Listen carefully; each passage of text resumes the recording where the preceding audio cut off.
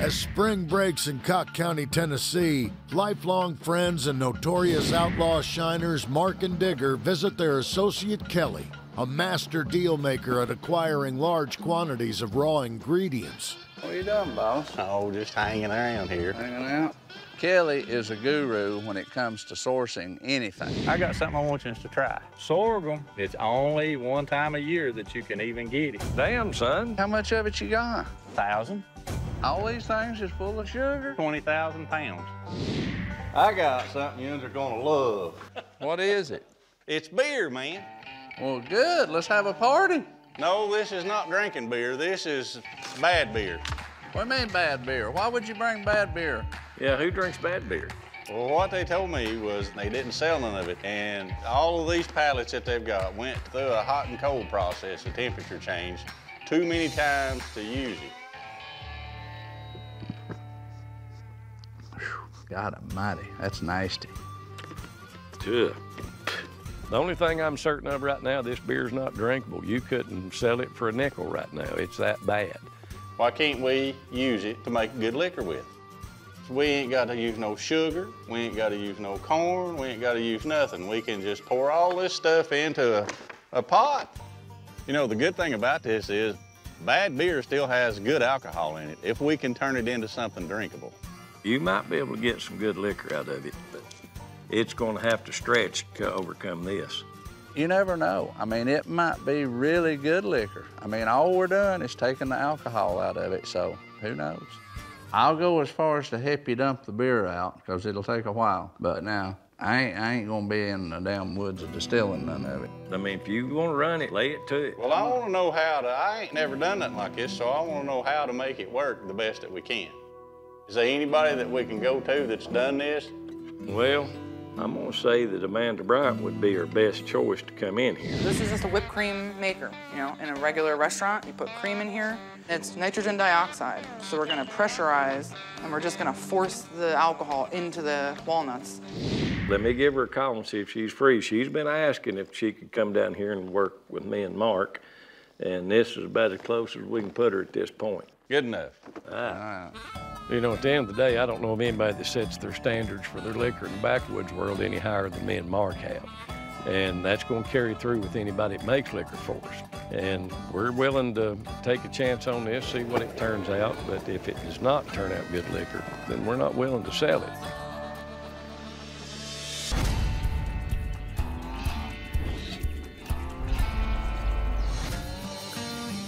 Well, Kelly, he's all keyed up about this beer. Yeah, he gets excited easy. What's up, gentlemen? What are you doing, boss? Playing beer man. I'm getting the beer out here for you guys to be able to open all of it for me. As it's going right now, me and Mark have got way too many irons and fire to worry about this beer. Do you realize how long it's gonna take to pour all this beer out? Well, Amanda's on her way. If she's driving a little red SUV, that's Amanda. Hey, Amanda. How you doing, guys? She's She drunk a half a jar of liquor She's already. done drunk 3/4 of a jar of liquor. I just brought you a little sample of something. I heard you guys had some beer. Digger, myself, or Kelly, neither one of us has ever just distilled beer. Yeah. Well, at least it's in cans. In cans, the sunlight can't get to it, so all that's really going bad is the grain flavor. But that's why I brought some of this distilled beer that I made back in Pennsylvania. It's like a seasonal ale, so there are spices in it. In most beers, it's malted barley and hops. So what you have, if you distill it, is a whiskey, if you can fix that hoppy flavor. There's always gonna be a little bit of that hops that lingers, but then there's things you can do to cancel out the hops. Well, this right here is living proof that you can make good liquor out of beer. That's really good, Amanda. Well, thanks. Let's get to work. There's the first one, first of many. 4 of us are opening these cans and dumping them out. Hopefully, we'll get through these 3 pallets in a few hours. Damn, this is slow go, ain't it, guys? I reckon. That Digger had an idea That's a right method there. right there. I knew this process of opening these cans was not going to be easy, but I didn't expect it to be quite so messy. We have beer in our eyes, beer in our ears, beer everywhere. I think we're all going to walk away from here smelling like an old dirty bar when we're done. Damn. You're gonna love this. idea is to put it in the tote. You know, Kelly comes up with this idea of drilling a hole. Drills them through the ends, turns them upside down and bends them. This is still taking forever.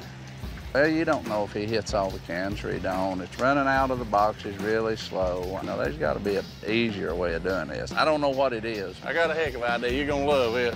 This is gonna be interesting. I hope it works, I really do. Kelly's like a hamster wheel, you know, the wheels are always turning, so he said, maybe I can take my tractor and put this beer in a kiddie pool. Well, it sounds really simple enough. You know, you take this bucket on this tractor and bust it like that. Let's set them right there side by side. I mean, it stands to reason they'll bust and spill. Then I guess you just dump it in out of the pool. I don't know, that'll be another problem when it's on, when it comes time. Hit a little harder. Oh, that's perfect. You broke 2 of them. Well, We got a half a beer empty. Try it without the boxes. Honestly, them cans are tougher than I thought they was. Hell, dump these in there too.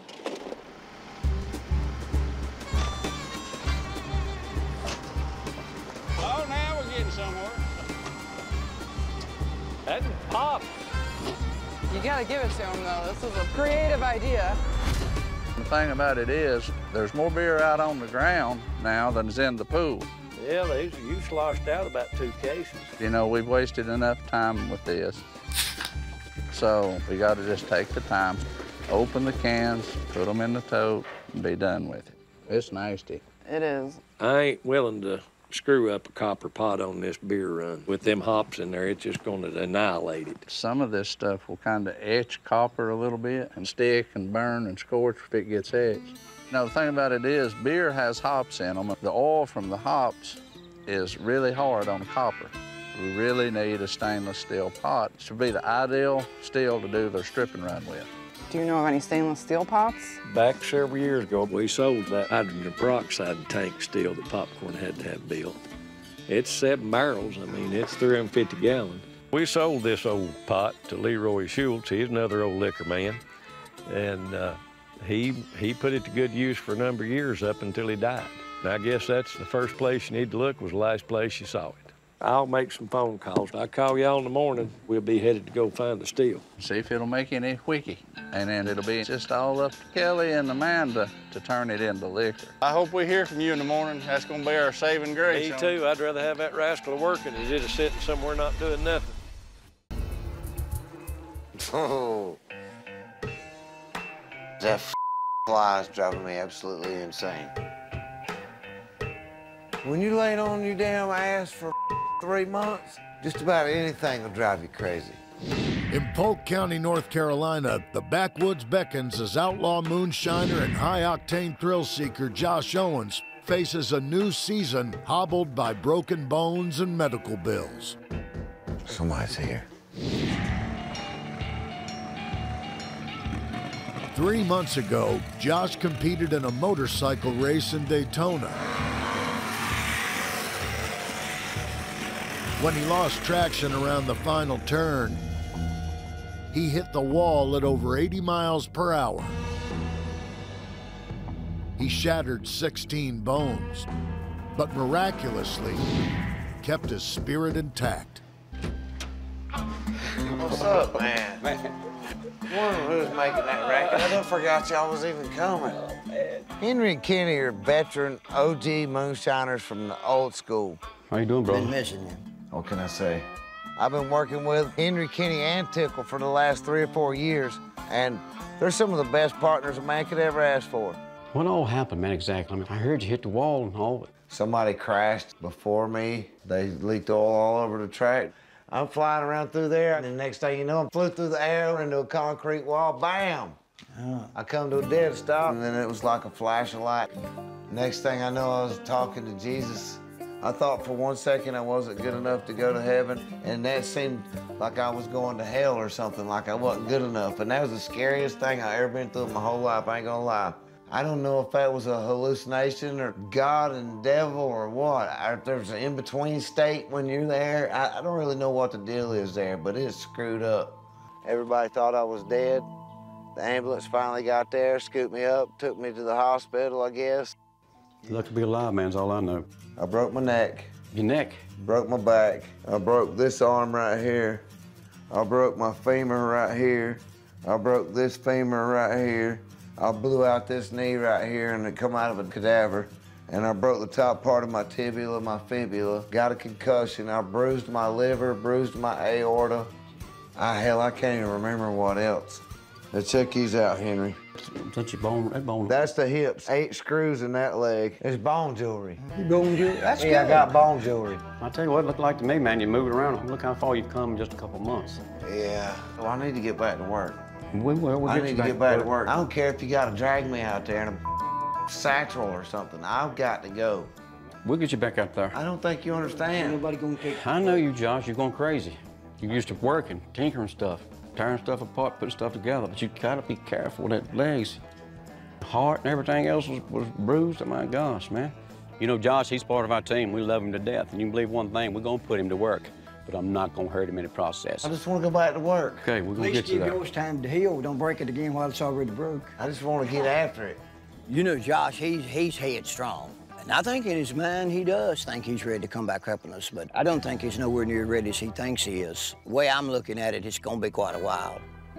I'm gonna make it happen regardless. If I got to, I'll ride a four-wheeler. We'll make it happen, but it's gonna take some time. When I saw that x-ray, with them rods and unscrews and your bones cracked this way here, Josh, come on now, we can't get in no big hurry. All I need to do is just get a little bit better, and I'll be able to do whatever. I know you're ready to roll. Just give us a little time. Henry and Kenny telling me that they don't think I can do something drives me insane. It makes me want to do it that much more. No is not in my vocabulary. I can't accept it. And I don't care if I got to crawl across the ground to get there. I'm going, you hide and watch.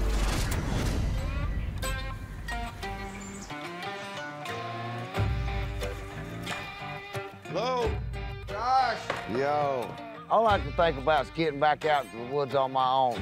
And with me being hurt, Butterbean's like, I need to hook you up with my friend Josh. I just knew that the rehab the hospital gives is garbage compared to what we can help you with. So I called Josh up and I said, Josh, you gotta help my friend. Butterbean had 2 hips replaced and was in a wheelchair for years. He's done overcome that because of Josh. And Josh said any friend of Butterbean's is a friend of mine. We're gonna work out and we're gonna get you walking again. You look good. Not like I wanna be, but I'm getting there. We'll get you up there going pretty soon. One of the main things about all this is staying mentally positive. That's what everybody keeps telling me. That's been one of the hardest things about it. I didn't have no idea when I woke up from the wreck. I was thinking to myself like I always do. Well, in a few weeks, I'll be able to cut the cast off and get back at it, you know? No, there wasn't no just getting back at it this time. Well, that's why I called you, because I knew you was gonna need help. Like this. I knew you was gonna need help. When you have surgeries and you're down and you're just laying there like a vegetable, you're not moving around, you're not really moving your muscles. And when you're not moving your muscles, they forget what the hell's going on, and you start falling apart. This is a new product called Power Cuffs. Basically, it kind of restricts the blood, holds the blood down there while we exercise and work out. And then when you release and it loosens up, nice, better oxygenated blood comes and hits those body parts where this was tight to help you heal quicker, faster. Josh and Bean brought me these Power Cuffs. Helps you get more oxygen in your blood and stuff. I'm willing to do anything at this point. Start getting better. Bam, All right, he's ready to go. He's tightened up. Stopwatch. It's cleared. All right, here we go. Chest up, good. Chin up, look at Bean. Right fist back, left fist forward. Now you're gonna punch with a Hall of Famer. Let's go. Hey. You got it. You got it. Breathe with me. Inhale, exhale, punch. 1, 1, 1, 2, 1, 2, 3. Tell you the truth, I was really skeptical of this.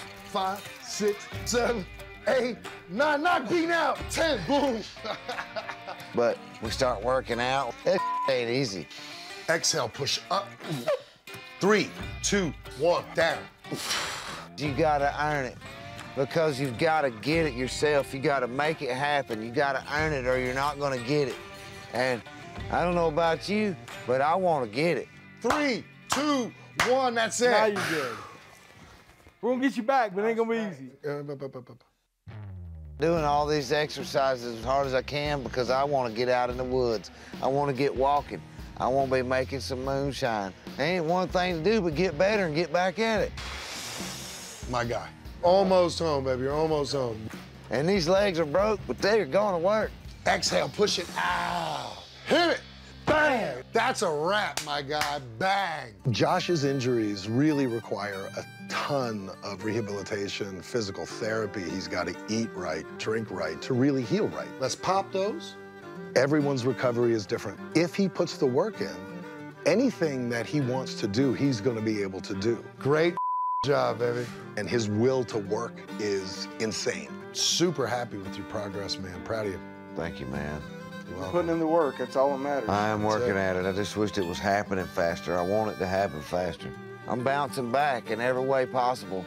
I'm gonna be stronger than ever when this is over and said and done with, and I owe it, a lot of it, to these guys. You know, for our first run, we decided we're gonna do a blueberry lemonade. And what's better than blueberries? Everybody loves blueberries, so that's what we decided to do. Whoa, look here. We got some blueberries. Good God, look at that jackrabbit eye right there. Wow. Now, that's a big one, ain't it? How they taste, though? Oh, wow. That's got flavor for days. Oh, yeah, and they a little tart, too. Oh, God, yeah. You know, we could do corn liquor like everybody else or do something that everybody else has had. Why not start off with a recipe that nobody else has had yet? If you succeed in that run, you will set up because they know, hey, these guys makes the different stuff. Let's call them. Let's get our alcohol from these guys. Excuse me, sir. How much is your blueberries here, buddy? They're $25 a gallon. It's $25 a gallon? Yes, sir. Yeah. I remember they used to be $8 a gallon. Yeah, me and you both. I mean, if we bought a good handful, could you come down a little bit on it? That's wholesale price on them. I mean, they buy 50 at a time. That's what I get. It's $25. I don't know, man. That's awful steep. May get back with you here in a few minutes. Appreciate it, Thank fella. you. Thank you. Thanks for your time. Thank you. All right. That's $900. Man, that's a lot of money for a mash. I understand it, but we got to make a good high-end damn alcohol, and I think we should do it. Why don't we just run some damn corn and put some liquor out there and get some money? I got to pay Digger. Digger's jumping my. You know, technically, you should be paying for it all. Look at the trouble you started up by stealing our recipe, stomping on our damn toes, and you telling me what I should be running? I don't think so. Just throwing in some old corn liquor, this, that, and other, that's cheap, man. Well, look, a dummy can think of that to do. This is our operation. You're not my partner right now. Me and him makes the calls here. And the only damn reason we're working with you is because we absolutely have to. I mean, the feeling's mutual. Well, that's good. Let's keep it that way. This blueberry idea is a crazy idea. I mean, why are we running the most expensive liquor possible right off the bat? Tell you what, why don't you go over and see if you can maybe get him down a little bit? Yeah, because that's high. I'll go over here and give him a talking to and just see. All right. Talk him now. Hey, mister. Yes, sir. Can I have a word with you in private for a minute? Yeah. All right. Listen, I'm gonna be rightfully honest with you here. We turning these blueberries into alcohol. I'm gonna just lay it out on the table for you. Okay. If I make the alcohol and I bring back a couple of jars, could you meet me in the middle? And I'll take every blueberry you got over there. You bring me some of it, and I'll go $7.50. You'll go $7.50? I'll go $7.50 for We you. got yourself a deal, brother. I appreciate it. Hey, I buddy. appreciate you. Let me go tell the guys. All right. You know, we're gonna put a lot of money on the line for this run, for the #1 run, so to speak. Boy, they look good, though. Hey, Purdy. Purdy. And, you know, prices are through the roof for ingredients this year, and we cannot afford to mess this one up, that's for sure. Now, the big task ahead for all three of us is how to mash in the blueberries with the lemons without ruining the blueberries. $750, we can't afford to lose none. Guys, we got a lot of money sitting back here. $750 worth of blueberries. We've decided to mash in blueberries and lemons. This is gonna be a really risky run here, but if we make it happen, it's heavy. There's no doubt in my mind that blueberry lemonade will sell very well if we get the flavor right. We got some barrels of mash to do, man. I know it. And it's gonna be difficult because we gotta mix a lemon and a blueberry together, and those two don't even live in the same town. No, they're two totally different damn fruits, that's for sure. I mean, blueberry and lemon together, that's a real complicated mash. I could run a simple cornshine right now and put a whole bunch of money in my pocket. I mean, why are we taking this big, huge risk of going and run these blueberries? I mean, this is stupid. If you mash it all in at one time and it don't work out right, you're screwed. And the tricky part is gonna be to find out how much blueberry, how much lemon we put in it. So about the ratio between the two? Yeah. What if we actually could run it separately. How you gonna do that? We can mash them separately where we just got a good lemonade and we got a good blueberry. Mm-hmm. Then we build a pot with multiple sections in it. Where we can put lemon in one section, blueberries in another section. Keep the mash separate in the pot as well. But you know, they still gonna marry together into the cap. Yes, but now what if we built multiple burners and we can move them? So we can control the steam flow. If you can control the heat, you can control the steam. That's where all your flavor's at. You know, when it comes to alcohol, there's several different things. If you're looking for taste, it all boils down to a molecular level. So by mixing these via the steam, rather than running them individually and mix them after the fact, we're gonna get a much better taste profile, which is gonna command a much better price. So if we taste it on the fly, and all we taste is lemon, we can just take and turn that lemon back, and we can taste it again, get it to the exact thing we want it right there on the fly. Hell, that'll work. I don't know about this. It's overly complicated, and in order to build this steel, we'll need 2 sheets of copper, and the price of copper is sky high right now. All right, then. Let's get this mash mashed in.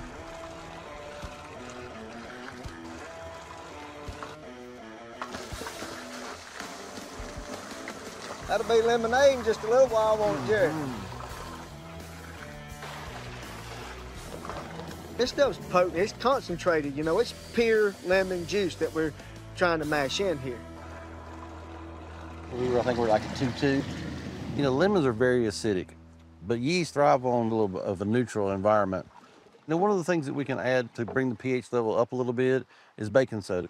It'll actually neutralize the acid. There it is, guys, 5-3. Cool, cool, man. So, we're ready to move on. Watch them fingers. Ready to suck it down in there, you won't never get it back, I promise you. We'll have some Richard Middle Finger liquor. We'll call it Josh Orange liquor. Yeah. Way it good. Let's pitch some yeast to get the hell out of here. You know, we're coming up with a totally different design for this pot. And for the very expensive mash for the first run of the season, if it don't work, it's back to square 0 for me. Hey. You. Hey, hey. What's going on? Hey, how are y'all doing this afternoon? Oh, pretty good about yourself. Good. Oh, I see y'all got a pretty little roll of paper there. Yeah, we got some birdhouses to build. You said birdhouses? Birdhouses, yeah. Well, there's a lot of people that might believe that, but it ain't me. Oh, really? Who are you? I work for a gentleman named Robert. Robert Bradley. I know him. Oh, really? Well, then you know why I'm here. Why are you here? No, we've had a discussion with the guy. Everything's cool. Oh, no, sir. To remain in this valley, it's going to cost you rent. And that rent, sir, is $700. Oh, my God. $700. Oh, boy, I've heard the wind blow before. I will give you 3 days. I don't know about these two right here. I ain't promising I'll be nowhere, brother. Well, it doesn't matter if you're there or not. He can come by himself. He can come by himself. However y'all want to do that. As long as you're at Cookie's Mill at 3 o'clock on Sunday afternoon. Yeah, we'll see if I'm there. Okay. Well, you have a good day, sir. Y'all gentlemen be good. All right. Richard. Robert is the godfather of Maggie Valley, the one who tells everybody what to do here in this little town. So, not only do we have to team up with our bitter enemy because we cause so much racket, now we've got to pay up X amount of dollars just to be here to run. Now, where is it we're headed to down here? We're going up here just before you get across the county line. It's Leroy Schultz's old place. In Cocke County, Tennessee, hoping to distill alcohol from 700 gallons of light beer. Damn, this is a slow go, ain't it, guys? I reckon. Amanda, Kelly, and Digger need to locate a stainless steel pot built 2 decades ago by Moonshine legend Popcorn Sutton. When was the last time you saw this still? He's been dead several years now, and it's been several birthdays since I've been over there. Well, you know, back in the day, 30, 35 years ago, Popcorn ran across a stainless steel tank. It came out of a soft drink bottling company, and he thought that'd make a fine pot, and yeah, it did. And the reason we got to have that stainless steel pot is the oil that comes out of the hops when they're steeped in the beer, it'll cake up on the side of copper horribly, and it takes an act of Congress to get it off. It pretty much ruins the steel, so we got to have a stainless steel pot. Yeah, I hope that his nephew still got it. Is that him right there? I believe it is. I'll keep his attention. Y'all loaded up the truck. All I can hope for is he hadn't run this old still off a bank somewhere and run over with the tractor. Well, you know, bud, you remember me? Remember you a little bit. Me and your Uncle Harold used to run around a lot together. I'm Digger. Okay, yeah. I ain't seen you since you was a teenager. What you into? Well, I was gonna go up here and talk to you about something, but I sold your Uncle Leroy years ago, and it's a big old stainless steel pot.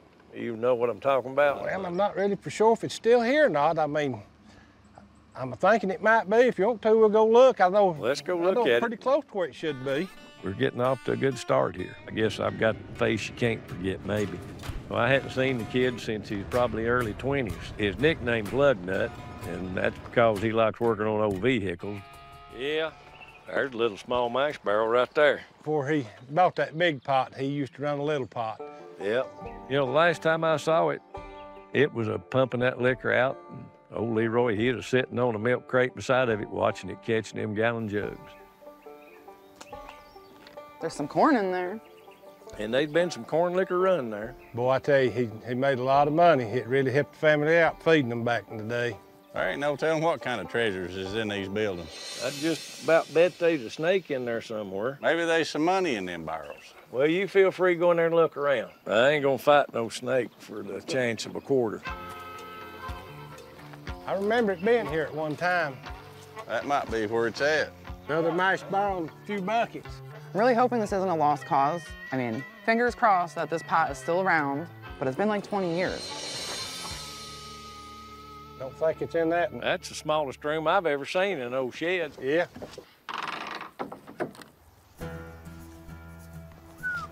That nailed shut. Yeah. That ain't gonna open for sure, is it? Well, I think I may see a peach of it there. Yep, that's it. Just the way it was 25 years ago. It ain't changed much over the years. Oh, shoot. Okay, that is enormous. Ain't she pretty? You know, I hadn't seen this still in better than 25 years. Of course, that's the beauty of stainless. It don't rust, it don't fall apart. It might get dirty, but you can clean it up. Now all we gotta do is come to an agreement on how much he wants for this rascal. Now, back in the day, Leroy gave me $500 for it, and I'd be willing to give that back again. Well, it's a good heirloom. I mean, it's been here for Schultz family for over 25 years. Yeah. It's not for sale. But I'll be happy to lend it to you as long as you want. Get a little liquor here and there. When you're done with it, holler back. I'll shake your hand before you change your mind. That'll work. You'll have plenty of liquor, son, I assure you. Uncle Leroy would be proud. He knows this thing's far back up. I promise you, we ain't gonna disappoint him. You know, we all made a lot of liquor on this rascal back in the day, and I'm pretty stoked about firing this old girl up again. Now comes the fun part. Amanda, carry that rascal out there to the truck if you don't care. I'll go let the tailgate down. 10-4. Lay it in there gently. The next thing we gotta do is get a good location nailed down for our steel side. Hopefully this steel side is as good as what my buddy says it should be. The road is a little rough. The road less traveled is the one we want to be on. You know, we're wanting a steel site that we can set up and use all year. We don't want to have to move out of this thing. We want to make it kind of permanent. And I got a buddy that's got an old place where he kept his hunting dogs, and he says it's pretty secure, backs right up to the forest, and there's even a roof and stuff there that we might be able to use. I believe right here is a good spot. See where you brought me, Kelly. There's all kinds of junk. You know, the good thing about this being like it is, if they're doing aerial surveillance, then there's been all this crap back here forever, so they're used to it. Now, anything we put won't look out of the ordinary at this point. You're probably right.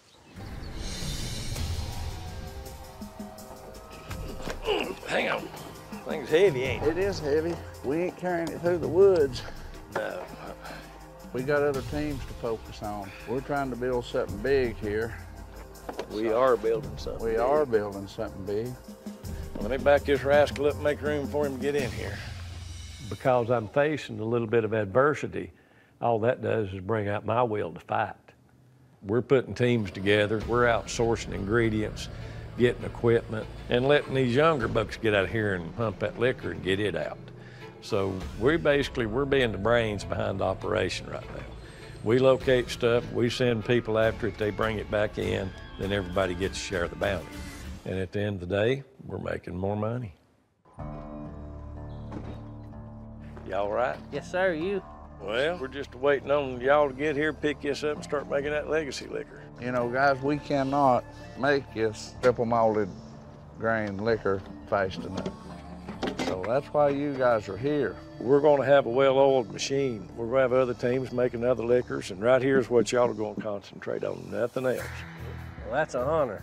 You daggone right. We know what you guys are capable of. You ain't never turned us down, and we're all gonna make a damn load of money. That's the best part, ain't it? Yeah, that's the number one part. You know, it was a no-brainer picking up Daniel and Tater. We've worked with them before, and they're both top-shelf liquor men.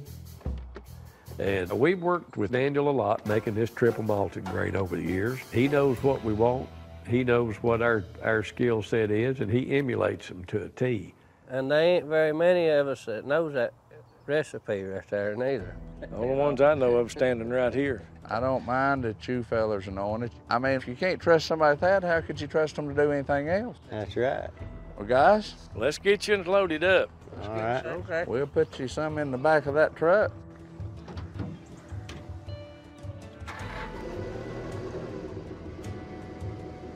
You know, Daniel and Tater, we trust them, they trust us. But, you know, we do realize that the bigger our operation gets, the more careful that we have to be. Just because we're not running liquor ourselves doesn't mean that we have a get-out-of-jail-free card. Man, I can't believe this. Well, who the hell does that guy think he really is, man? If he works for who he says he works for, we ain't gonna have a whole lot of choice but to pay him. In Haywood County, North Carolina, a tenuous partnership between Mike, Jerry, and Richard faces a new threat. To remain in this valley, it'll cost you rent. When a rival shine boss attempts to extort them for an extra $700 to sell shine in the lucrative market of Maggie Valley. Does it make any sense to you? Not really, not a lot. Why's he got some chump walking around working for him? Why don't he come to us face to face, say, look, guys, this is what you owe. Somebody's opened a damn can of tuna because it smells really damn fishy to me. Mike, $700, that's a small price to pay if we could keep running liquor here in Maggie Valley, man. That's the truth. That's the truth. We get this steel built, we get it in the woods, we run this mash, we stand a very good chance of broke even and get to make some money.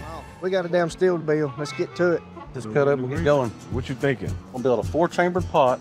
We've got blueberries here on this half and lemons over here on this half. It's almost like running 4 different little steels in one. You know, our biggest challenge is to get this proportion of this thing right. We got to get that percentage of each one just perfect for where one flavor don't cover up the other.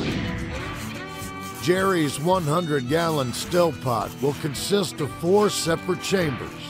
2 of the chambers will be filled with fermented blueberry mash, and the other 2 chambers with lemon mash. As the pot heats up, blueberry and lemon vapor will rise into the cap, where they blend together at the molecular level. From there, the vapor travels down the arm and into the condenser, where it's cooled down and condensed back into a liquid. To adjust the flavor profile, a rotating burner under the pot will allow them to add or take away heat from either of the 2 mashes. If we're getting too much lemon, so now all we gotta do is we just gotta swing this thing this way and put our burner over here. This is gonna be a complicated build. I mean, it's gonna have a lot of moving parts, but once we get it up and going, we're gonna have so much control over our flavors, and that's gonna give us such a complex advantage over anybody in the industry, we feel like. Perfect. Give me some soda. Just imagine this right here, though. Have the burner sitting right here, and all of a sudden just turn it. Heck yeah. Being able to adjust the flavor on the fly, that's a game changer. No one has that capability. If you taste something wrong with a run, you gotta stop, correct it, start it again. All we need to do is turn up or turn down the flame. It's a heavy thing. This thing's as heavy as a pot, ain't it? That thing look like it can go into orbit right now. Thing's pretty crazy looking, ain't it? Man. I tell you what, now we got this thing together, man, I'm so tickled. This thing looks amazing. I think it's gonna function great and do just exactly what we need it to. I'm ready to see it warm up and throw some liquor out of it. Take her to the woods, some blueberry lemonade runoff. Y'all ready to get her set up, boys? Yeah, just the real Do it. Today's game day. We're fixing to run our blueberry lemonade on our brand new 4-chamber pot. It's never been tested. This damn thing may not work. It may blow up or do something that we're totally not expecting out here.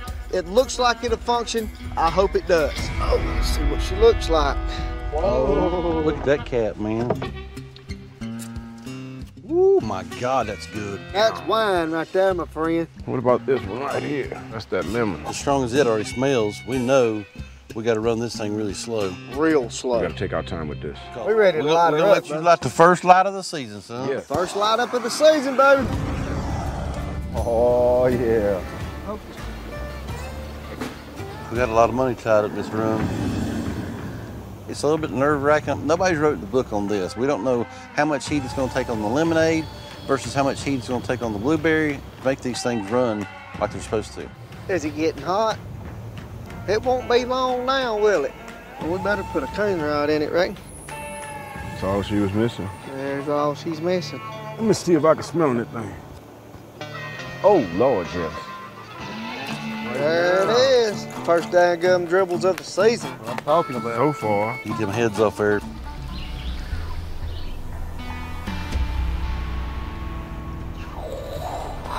God almighty, that's gasoline, son. Lemon, damn gasoline. Pow! We got to back off of that lemon. You can't taste blueberry in it no damn where. So we need less lemon and a little bit more blueberry, so we'll just move this burner all over here to the blueberry. Get that heat more on the blueberry. Well, we'll just taste this another jar, see where we're at. I taste a damn lot of blueberry. Now, do you know what you done and what time you done it? We got to keep it that way, brother. You can still taste the lemonade, it's still there, but the blueberry is on top right now. The way we got this thing set up, we got the ratio running perfect for what we need. It's gonna make us money. We're gonna get this stuff sold and pay Robert off.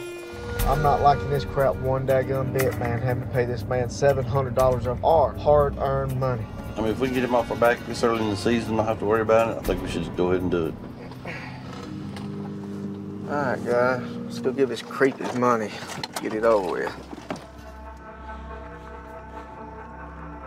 Man, you got us out here in the middle of nowhere. Well, that's how we like it. That's how we like it. Yeah. Good morning. Morning. How are y'all? Yeah, well, seeing how we created the ruckus last year, we felt like it was time to pay our dues and settle things up. So, we're men of our words, we're here, and we got you $700 to get this taken care of. Well, we do appreciate you. Well, we got work to do. Yeah, it's time for us to get the hell out of here. You done? Am I done? Yeah. No, sir, I'm not. Matter of fact, times change, and I appreciate y'all adapting to that. Yeah, well. Well, there's another adaptation, I should say. It's gonna take another $700. You full of That's what you are. No, sir, I'm not. You said. No, I'm really not. You told us there's $700 on this date, at this time. Here we are, and you've been paid. Yes, sir. Well, we appreciate y'all for the half. Half? Half of the rent. How many times we gonna have to go through Listen, this? I can tell you what the hell's going on here, guy. He's got his money. Whatever this $700 come from, I'm not sure, but we paid our damn debts. I don't know about y'all, but I'm done. I'm done with your I've got a notion to take that $700 out of your damn buddy. Well, you know. Okay, don't you threaten me. You don't come here and talk to me like I'm a damn kid. I don't owe you jack, buddy, but up in You son. need to take that trash attitude off to the garbage, the rubbish pile, son. Fix and slap that washer well, for you. Anytime you want to jump, son, you come on and get it, Come because I'm on. telling you right now. Come on. We Come on. here. Come on, bud. Come on.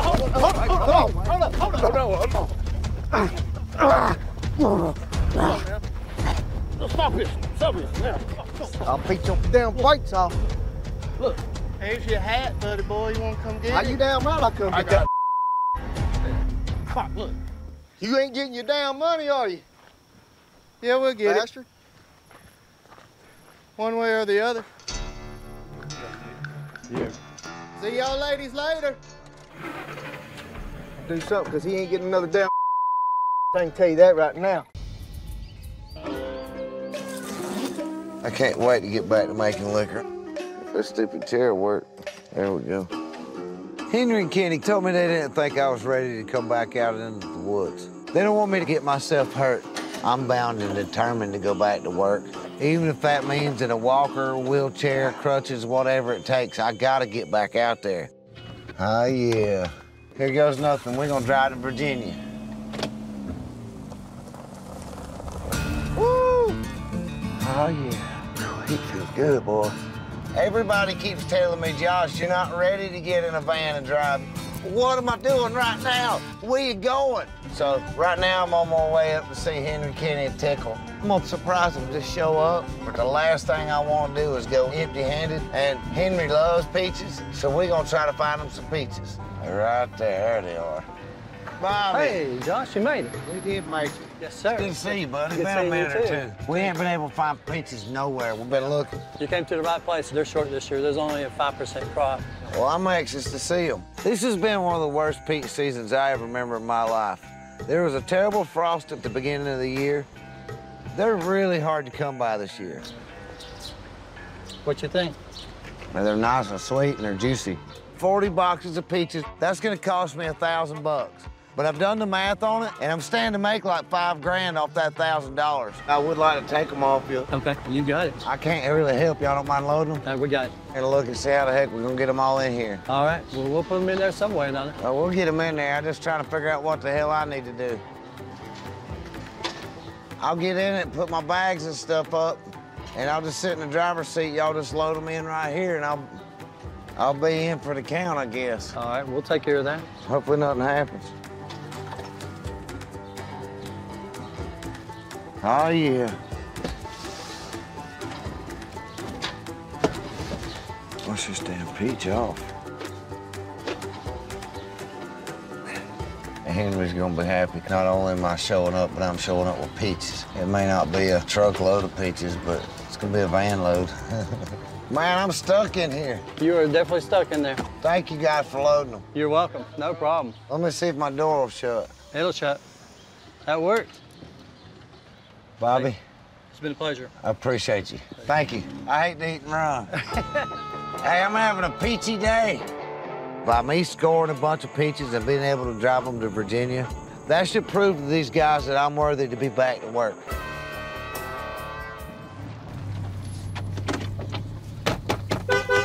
Henry, I'm here. After the tone. I was wanting to surprise everybody. Without getting these boxes the hell out of here with all these peaches in them, I'm not gonna be able to get my chair out. Henry! Without being able to get that chair out of here, I can't get out. I'm boxed in here by a bunch of peaches. And if they don't come on, it looks like it's gonna be peaches for dinner. I know where these boys is at. Well, I'm having a peachy day.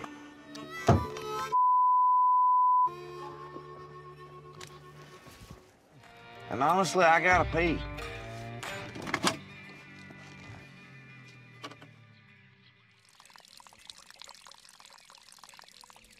I was about to bust it. I had to go.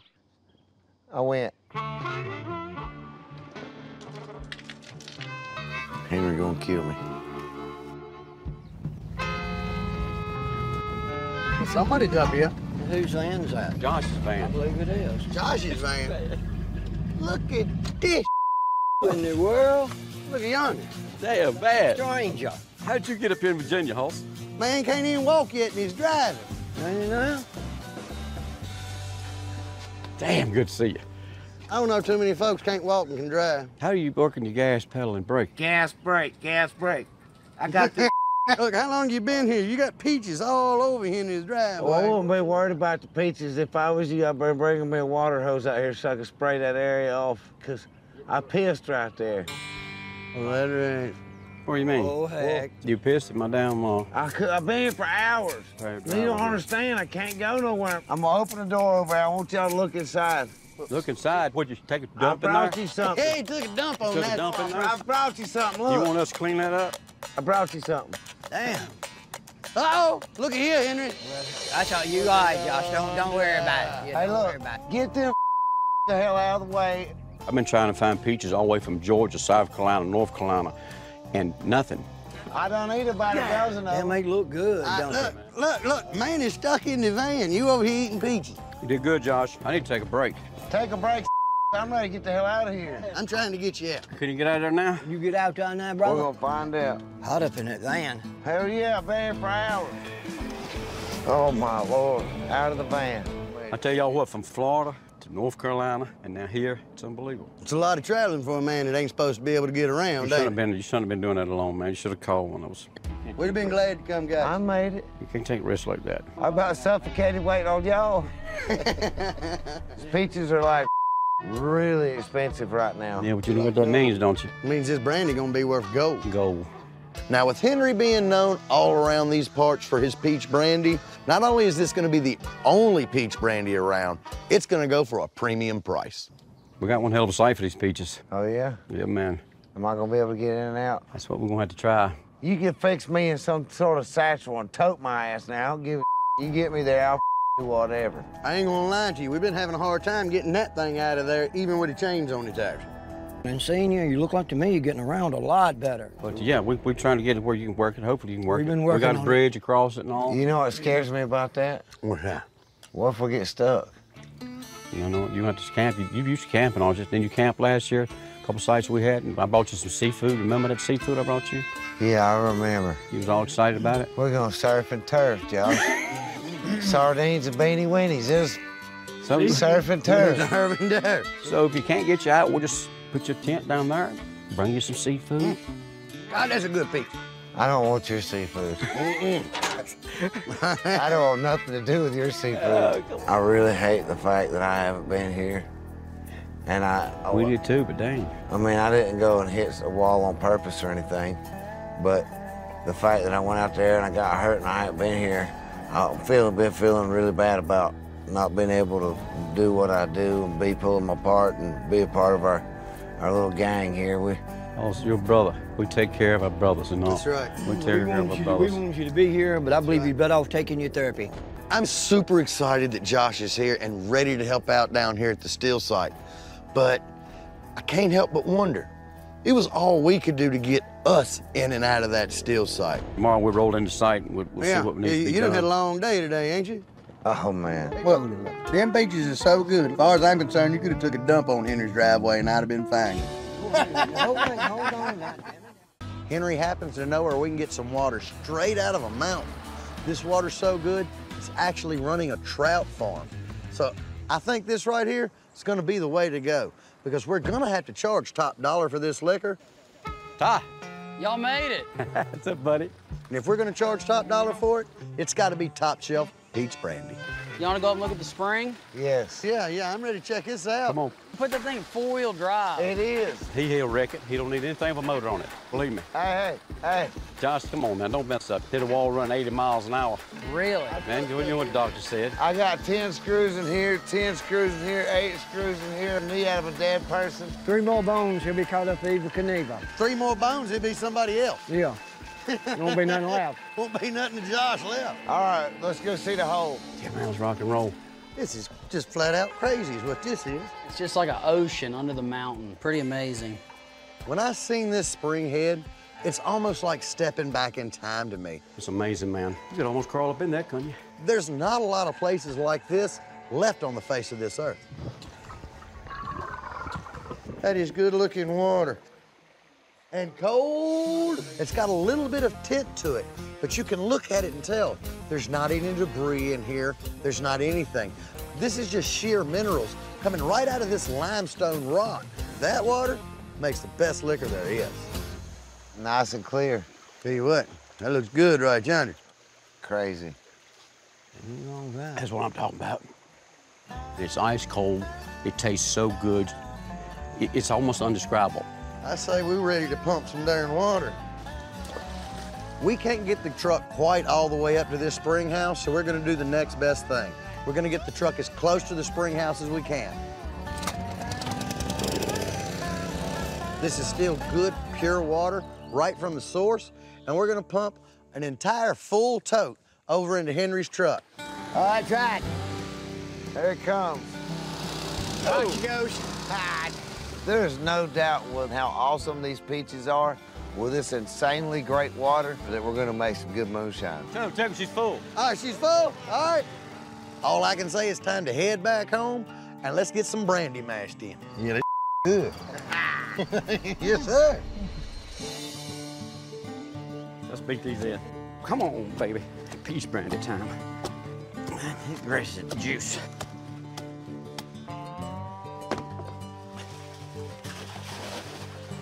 Makes peach brandy so expensive. All done by hand, baby. This way we did it all the time. Hundreds of bushels of it. Didn't have any damn electricity. Once this mash is worked off, we'll strain the pits out, put the mash over in the pots, and then it's brandy time. All right. Hey, Josh, turn it off. Come on, do your job. Come on, boss, you're in charge. It's off. You remind me of a kid sitting in detention. Every time somebody walks by the window, he's like, hey. Hey, Tickle, push that sugar down there. Yes, sir, boss, yes, sir. Yes, sir, boss, yes, sir. I may not be able to go down into the still site, but I can still pick up fruit, I can still bootleg, I can still drive. I'm still Josh Owens. My legs just ain't working like they're supposed to right now. I'm ready for sugar. Sugar? Now that right there, that's the life of your moonshine. That's the food in your moonshine. Then we've got to add the most important ingredient, yeast. I had to throw a little bit of yeast to this, baby. You gotta talk to it, ain't you? You gotta do magic right here, son. Do magic. Yeast eats these sugars right up. And a byproduct of that is alcohol. Baby, you're looking good. Oh, yeah, she's looking real good. Oh, in there. I'm not exactly up to 100% of speed. It ain't like I could just throw some grains on my shoulders and take off across a mountainside and freaking fill the still up with grains. I'm very limited to the things I can actually do. But the fact that I'm back in the woods, being back with my friends, still being alive, there's so many things that I have to be grateful for. Cool this baby over? Yes, sir. Let's cover her up. We got this thing smashed in, and it turned out real well. See how pretty boy's in up here. We got about a week before it works off. Oh, we good, we good. Y'all better be glad y'all got me here. I don't know what y'all do without me.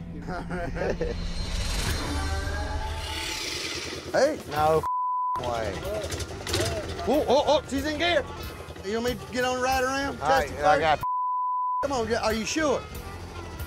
Now, don't remember what up. Don't forget that.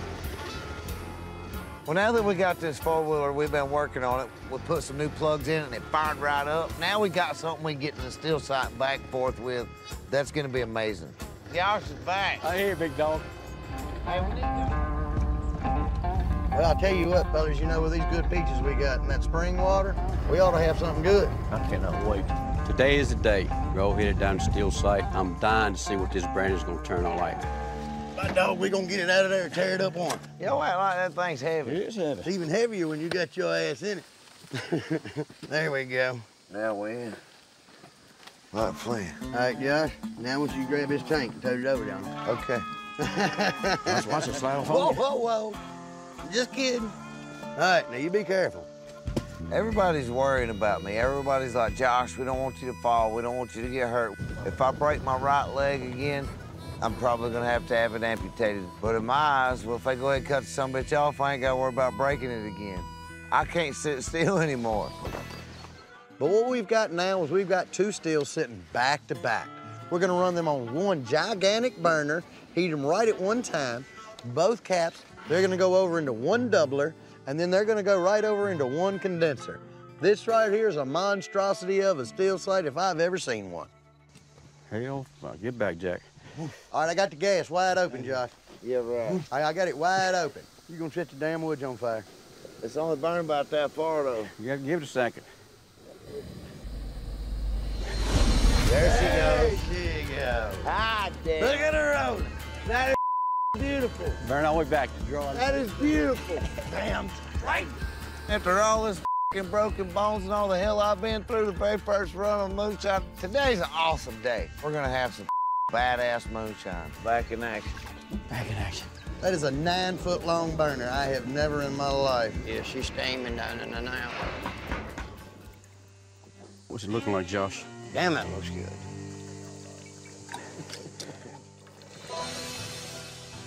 Looking like about, what, about 105, something like that? Dead on the nose. Yeah. Man, it smells good. Oh! Oh! That it? Well, that'll make a hair stand up on the back of your neck right there. That's good. This brandy came out amazing.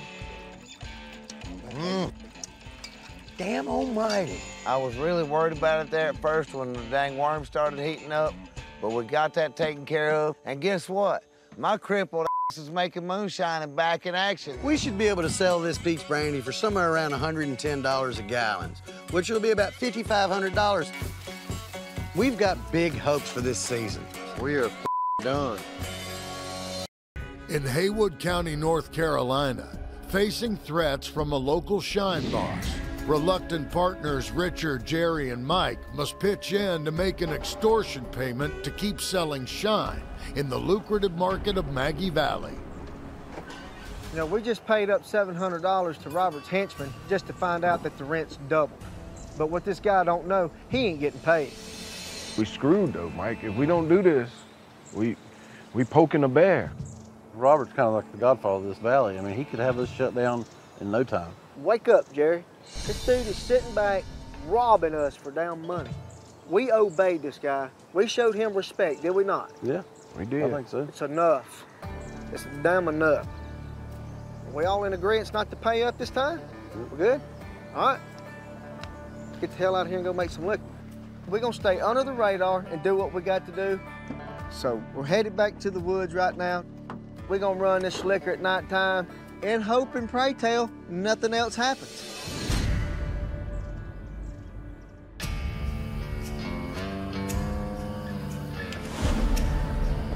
Tell you what, we're gonna have to watch ourselves all night tonight. Oh, I know it.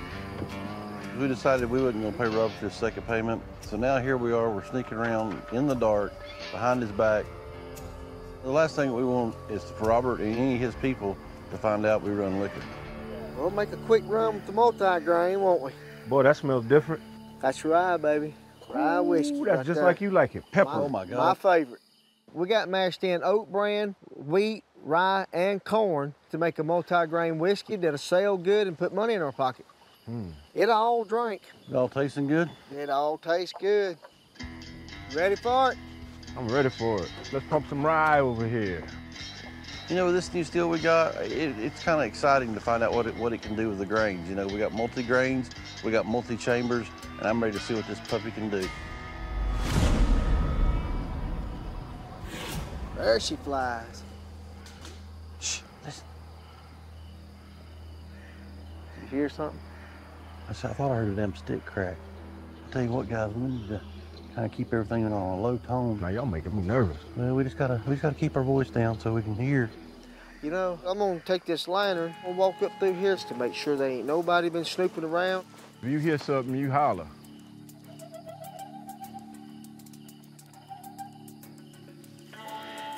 You know, we are paranoid tonight because you never know. You know, when it comes to money, a man will do just about anything to get his money. That's Mike, man. Howdy, boys. How'd it look? For that, hey, I ain't see a sign of nothing. Nobody. I feel like I got eyes on me. You know, by choosing not to pay Robert, you know, we're pretty much taking a damn big risk here. He could come after us at any given time, so we're pretty nervous about it, being out here by ourselves tonight. There we go. We got liquor. Now all we can do is really sit and watch and wait, look over our shoulders. Yeah. Yeah. Y'all ready to pitch these heads? Yep. All right, man. That's the drinkable stuff right there. Yeah. Nice. You can taste every damn grain that's in that jar in there, buddy. It's tasting great now. You can actually taste everything without one overpowering the other. The rye's still there the way I like it, that nice little spicy bite. I'm liking it. Jerry and Richard seems to like it. We're just gonna stick with this and get this out of the woods. I'm gonna tell you what, man, that's almost like the perfect blend. We couldn't have made that no better. It's just a wonderful drink. You know what the best part of that jar right there is? The money we get out of it ain't going nowhere but in our pockets. Exactly right. It damn sure ain't going to Robert, is it? I'll drink to that.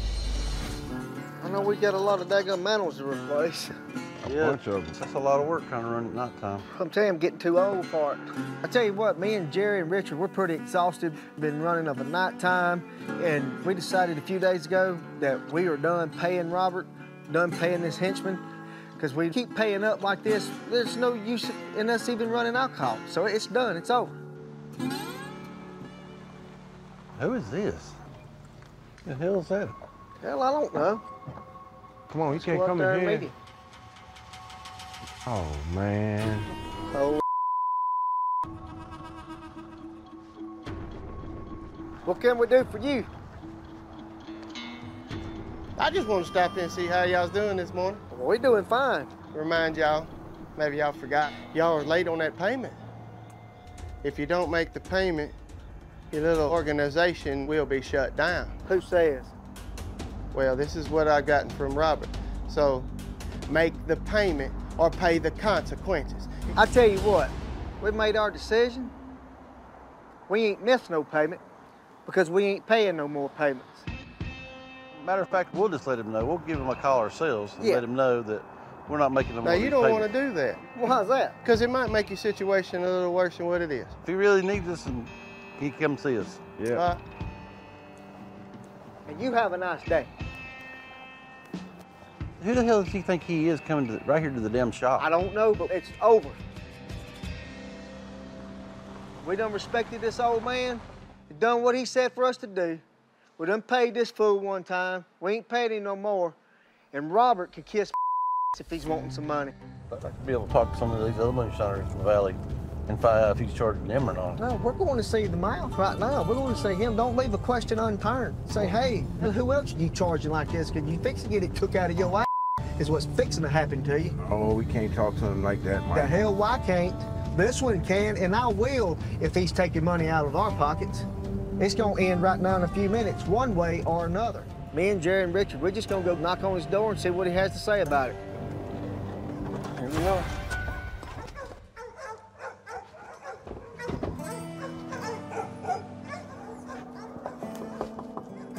Somebody's coming to the door. Hey, wasn't expecting any of you here.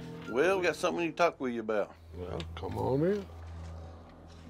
We're a little confused of what's going on. Yeah, because you told us to get along and keep the peace in this town, and that's exactly what we've done. Then all of a sudden, you're sending a man to collect money every week from us just to be here? Now, hold on. I don't know what you're talking about. I have sent nobody. And don't start pointing your finger at me. Oh, my God. You mean this guy's been swindling us? This guy said... It looks to me like he has been swindling you, but he's not my guy. I can't believe we just fell for this crap. Well, the next time you run into him, how about bringing him here to see me? How about we do that? Well, I'm truly sorry. I apologize. Don't worry about that. Thank you, sir. Appreciate you. Yes, sir. We got hooked. Line and sinker. It's all gone. You know, now that we got this henchman off our back, we back in, you know, Mr. Robert's good graces and we can trust him. Maybe we can start off the rest of this season, make some money, put some money in our pocket. It's time to go to work. Well, if we can just keep the damn law off of us, we'll be in good shape.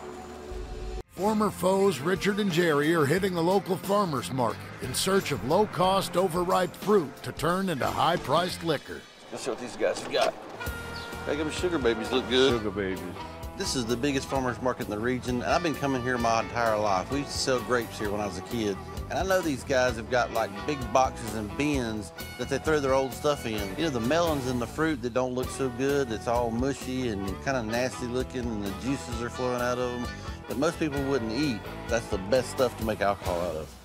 Now, you know about the watermelons. Y'all do damn good with the watermelons. Yeah, but I don't think I know as much as this guy here. What's going on, buddy? What's going on, man? You all right? Yes, sir.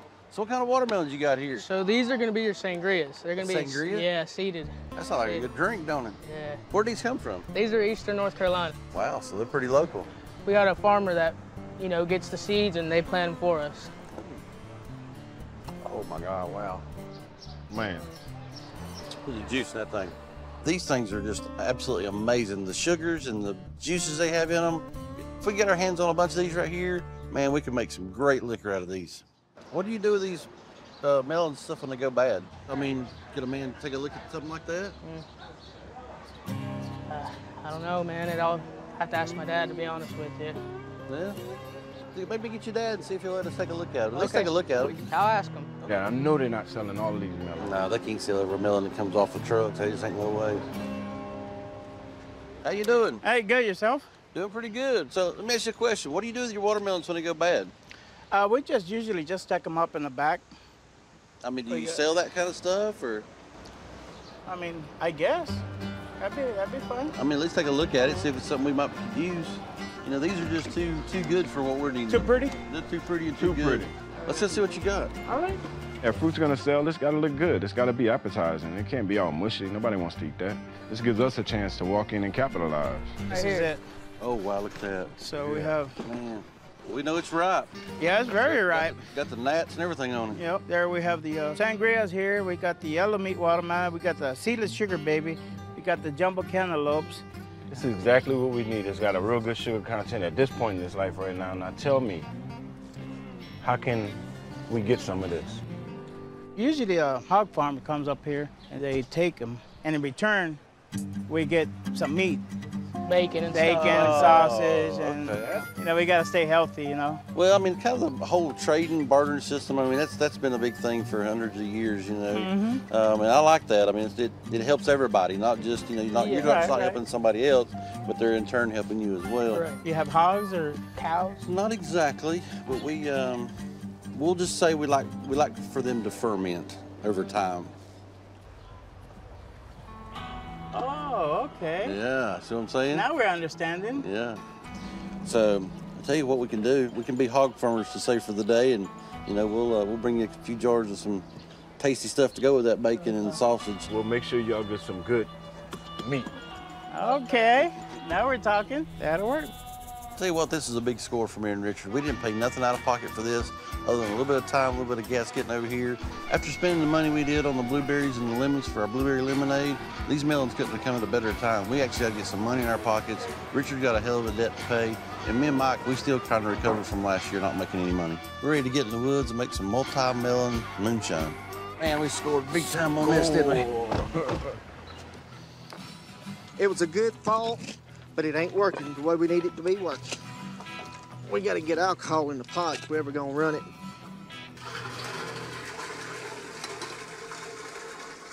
At least that split is just right where you can get the mash in each chamber and pour it without ever hitting other ones.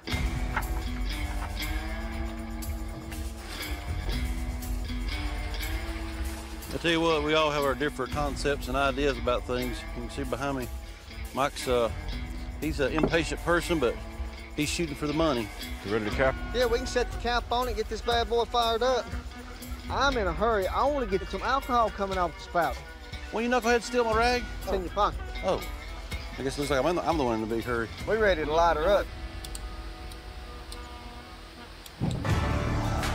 Smell the hair, boy.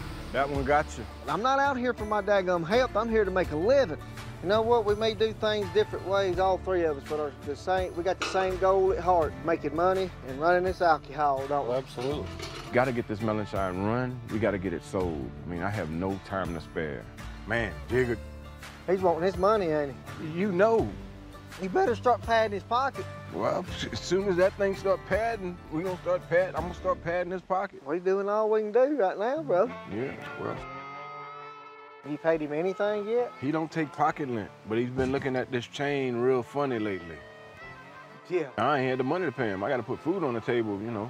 Otherwise, I'm going to starve to death. I can't pay him first and not eat. That's your priority, though, to pay your debts are your priority. I told that to my stomach, and they kind of disagreed. I'm going to pay that. I'm going to pay him off. I had to eat, too. Well, you better go to eating that sardines and paying him the rest. Hey, man, you know some fried bologna?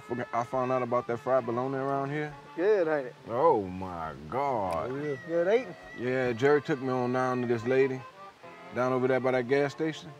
Fried bologna, boy. Makes a good one now. What? Heck yeah. Fried bologna and bacon with egg cheese sandwich. That's a milk. Tell you what, guys, all jokes aside, as soon as this stuff starts running off, we get it collected. We need to get it sold. Right now. Right You've been there, you know what he's all about. Oh, yeah. You about know what them phone calls like. Yeah. I looked at my phone, I said, oh man, Digger. My heart like to drop. Had to take it like a man though. Oh, yeah. Digger make you feel bad real quick. Man, I don't even like looking at my phone no more. Every time my phone rings, I think it's Digger calling me for some money. I'd say we'll try to get this stuff sold today.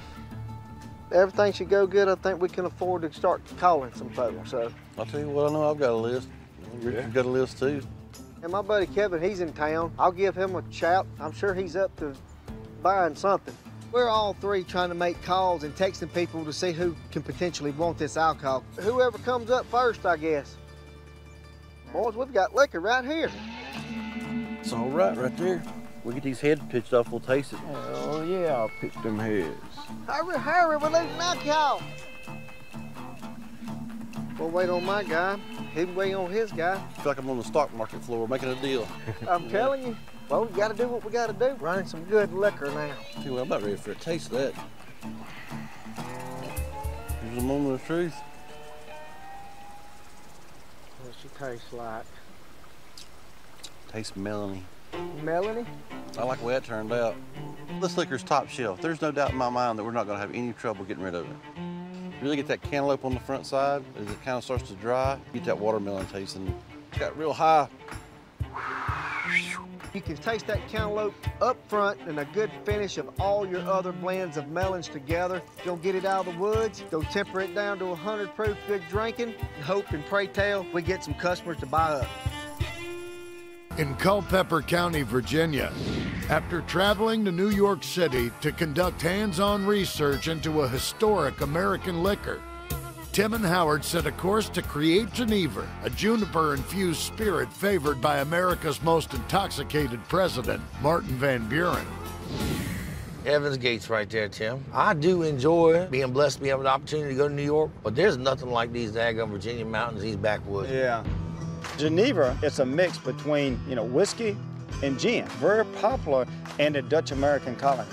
You know what we gotta do now? We gotta make Tim Smith Geneva. I think it could appeal to a lot of people. This could be a big seller for me. Geneva has more of a grain-based mash in it. It's 3 times distilled. All right, so we got 3 buckets, we need 3 grains. And at the end, the last distillation, we're just adding juniper berries to it, which is giving you a gin flavor. You get the best parts of the gin and the best parts of the whiskey all in one. The small silo has got the rye in it. Small silo's rye? Yeah. We gotta get that now. The original Geneva from Holland was 2/3 rye, 1/3 is a malted barley. Juniper is added later. All right, that's 1/3 of rye. Now we gotta find some malted barley. We got some malted barley in here. You gotta go over in there. As Geneva came over to the U.S., and they started trying to replicate what they was making in Europe. A feeder full of grain. Listen, if we need more, I got some in my shoe. Then they learned and found that corn was more of the grain that's being produced here for alcohol. This one's got the corn in it. And as time went on, they started using corn. I need 1/3 of corn. That's good. Holy moly. So I think for us to recreate this, we need to add some corn to it also. Stop playing around, man. The recipe that we came up to make our own version of Geneva, pretty simple. We're just gonna grind up some corn. Instead of having 2/3 rye, we'll have 1/3 rye, 1/3 corn, and 1/3 of malted barley. Don't let it clump up. No, I'm not. That's why I'm adding it slowly. God almighty, it's like baking a cake, man. This is a monster mash right here. And we ain't even throwing the sugar or yeast to it. We're not gonna put no yeast. See, that malted barley is some enzymes. That's gonna help it get started. Back in the day, they couldn't just go to the store and buy yeast. That's the spread of malted barley. Yeah. We still got yeast on the grains now. Malted barley also has enzymes in it that break down the sugars and get the yeast, and then it starts fermenting on its own.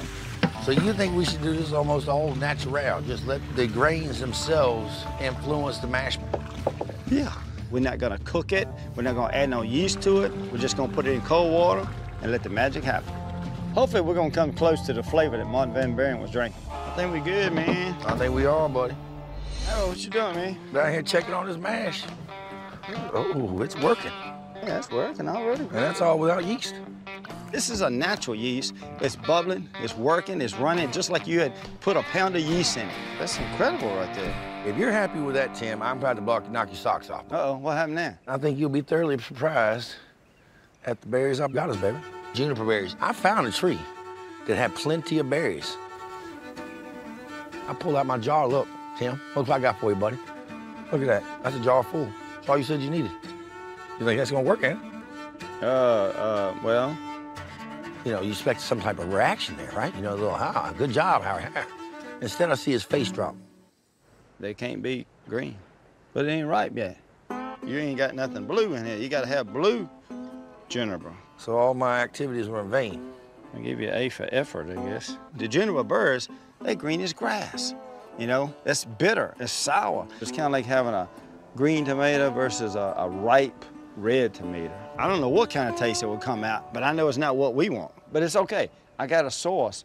Okay, but does he got junipers like this? Well, no, he has the ripe ones. You know, while Howard was out catting around all night and getting the juniper that we cannot use, I made some phone calls myself, and I found out that there is someone in North Carolina that has what we need. I think we ought to just get on the road and go get them juniper. I'll leave my jar right here just to hold the fort down, I reckon. Yeah. You might as well just let me stick to getting juniper berries, because, you know, at least I can tell the ripe ones and the green ones. How do you even know this lady, Tim? I called some people, and this lady, she says, well, I got this farm down here, and, I mean, we're just getting these juniper berries off a cedar tree. We need juniper berries. That's the most important thing. We gotta have juniper. If not, we're just making a moonshine or rye whiskey or something. She don't even live here, but she said, just go on down there and get what you need. It ain't like we picking tomatoes out the garden, you know. And she don't live here? Well, she said she wouldn't be here, so. Oh. You know, she said to just keep going until we saw the farm animals, so I ain't seen no farm animals yet. Oh, that is some farm animals. I see farm animals, Tim, right there. Huh? Yep. You see farm animals? We got goats and chickens. Now, are those sheep or those goats? Well, I think there's some sheep laying down, son. I speak sheep. Told you. I think one of them out there looks like you, Howard. He said, what's up? Y'all know any juniper berries down here? Exactly, we're looking for juniper berries. This man gets it. No one around here knows more about this land than these sheep and goats because they're out here grazing everywhere. Juniper berries, talk to me. What did he say? They said stick to the fence line and you'll find your promised land. All I know is get through there before they come. Oh, you better. They're going to take us to the berries, brother. Let them loose. Set them sheep free. Yeah, sheepies, yeah. I'm like a shepherd. Yeah, you shepherd, all right. All of them coming out here like Come on, my peoples.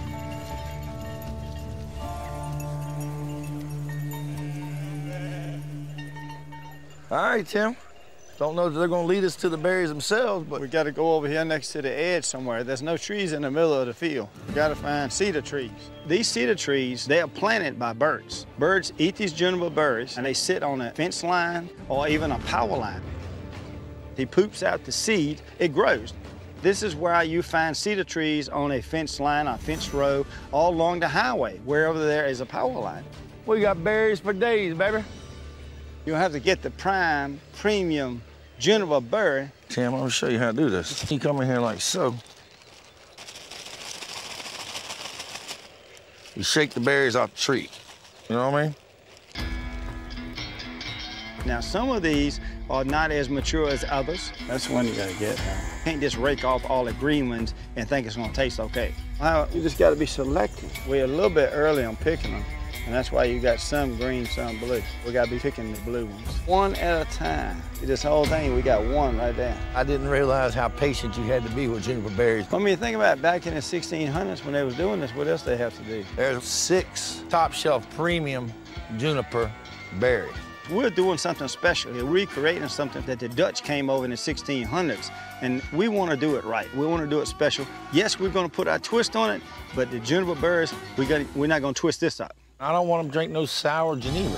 Ooh, I hit the muzzle over there. We need to get back to the farm right now, figure out what kind of steel we're going to use and how we're going to set it up. Got enough berries between the both of us that we can go and pack up shop. In Cocke County, Tennessee, Mark and Digger begin their path to domination of the Tennessee illegal liquor trade by hiring expert distiller Joe Jackson and new recruit Jeff to produce a prize-winning pear brandy. Joe and Jeff ain't been sitting around on their hind ends. They've been working strong. The still site's cleaned up, stills are set up, and they're already shucking corn. I see you guys brought us some of your fine sundries out here. Well, we didn't find nothing to make a sundae with, but we got you some Bosch pears. Oh, man. Well, that's what you told us to get. Just like I asked. We looked at DeWalt's, but we got these. High sugar. You know, I don't know why they call them pears. They should be called singles, shouldn't they? Exactly. So what our plan here is, we have to grind everything up. The corn with the cobs and these pears. What that's gonna allow us to do is to access all of those fermentable sugars inside of these ingredients so that we get the maximum yield out of that mash. So I'm hoping we're gonna get a lot of liquor out of this. Give it a good chuck. There you go. That's how she makes butter.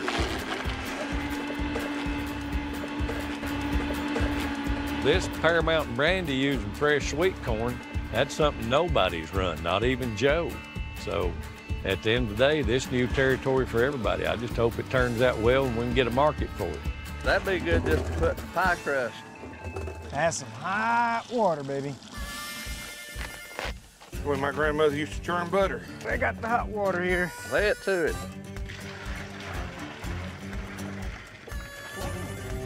Spicy. Well, I got you. You're strong mind. What am I? Get a sniff of that. Oh, my. Man. Oh. It's like Christmas in the Smokies, ain't it? Hattie boy, I believe we put another arrow in the quiver at this point. I'll tell you something. I believe I just cheated on Big Sal.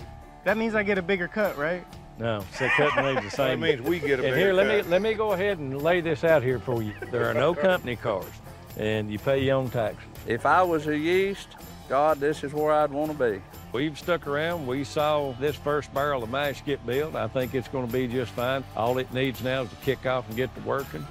So me and Mark are going to head out, and it's up to these boys here to build the rest of this mash. Well, guys, we got 5 more barrels. You listen to Joe. He'll get you tuned in right, brother. See you guys. I'm not going anywhere until this is done. Yes, sir. If you need anything, holler. Well, Mark and Digger's not going to be with us today on our first run. I'm hoping we can knock this one out of the park. They've let me and Joe make our own recipe for the first run. So if we're successful with pears and my sweet corn, I think we won't have any problem out of Mark and Digger from here on out. But if we mess this first run up, I'm gonna be out of a job. Oh man, Oh, that look is at that. pretty. Oh, that's good. There's That is real definitely good. some alcohol in that. Man, check this out. This guy's already getting drunk on our stash. We just opened it up there and he's already in there. Let's get this mash pumped over in there and then we'll get the burner kicked on. I'm ready. Let's do it, brother. Jeff's never run liquor a day in his life. This is a new experience for him. He's gonna run a 300-gallon still for his first run of liquor. So he's gonna have to really be on his game for us to accomplish this run. Ready, Joe? All right, Mr. Jeff, hit that electricity. There we go. Once we get this mash in the still and get that fire lit, there ain't no coming back. I'm ready. That is some good looking mash going in there. I'm passionate about making liquor, but there's a lot of risk involved in that for me. I've never ran an operation like this, but I feel confident that I have the leadership skills to help Jeff along in this journey and really make a difference and an impact on Mark and Digger's operation. All right, Mr. Jeff, Yes, we sir. got our wand inserted. We got everything hooked up all the way to the tank. Okay. Is the tank a little close? No, it's fine. Let's kick the tires and light the fires. Tell me when. All righty, sir. I'm hitting it with the gas. You ready? I am ready. Woo! We got to build a furnace around this puppy so we don't start losing heat. Let me ask you something, Joe. Why are you out here taking a risk on something illegal? I want to use this to set up my own distillery. I don't have all of the money and all of the, permits to make this happen right now. This is my stepping stone, man. Both of us is going through 2 walks of life, but we're going to the same outcome. That's it, man. I mean, common goals, right? Yep. Everybody in my family's always worked up to the day they died. I don't want that for myself. I'm wanting to up my income, have that money set aside where I can retire and enjoy a little bit of life. You see how it's sticking? And it's gonna form a natural barrier so that those vapors can't escape. And what these will do is protect our joint from having a leak like that. Yeah, I can feel that pressure coming through. Yeah, you feel that pressure coming out? Woo!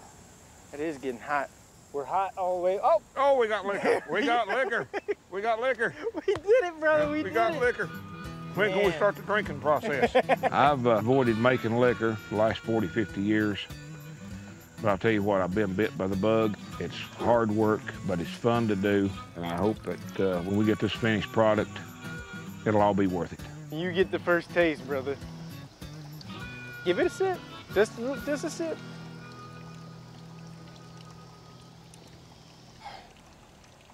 If that don't make you see Bigfoot, nothing will. That is good. Oh, that's good.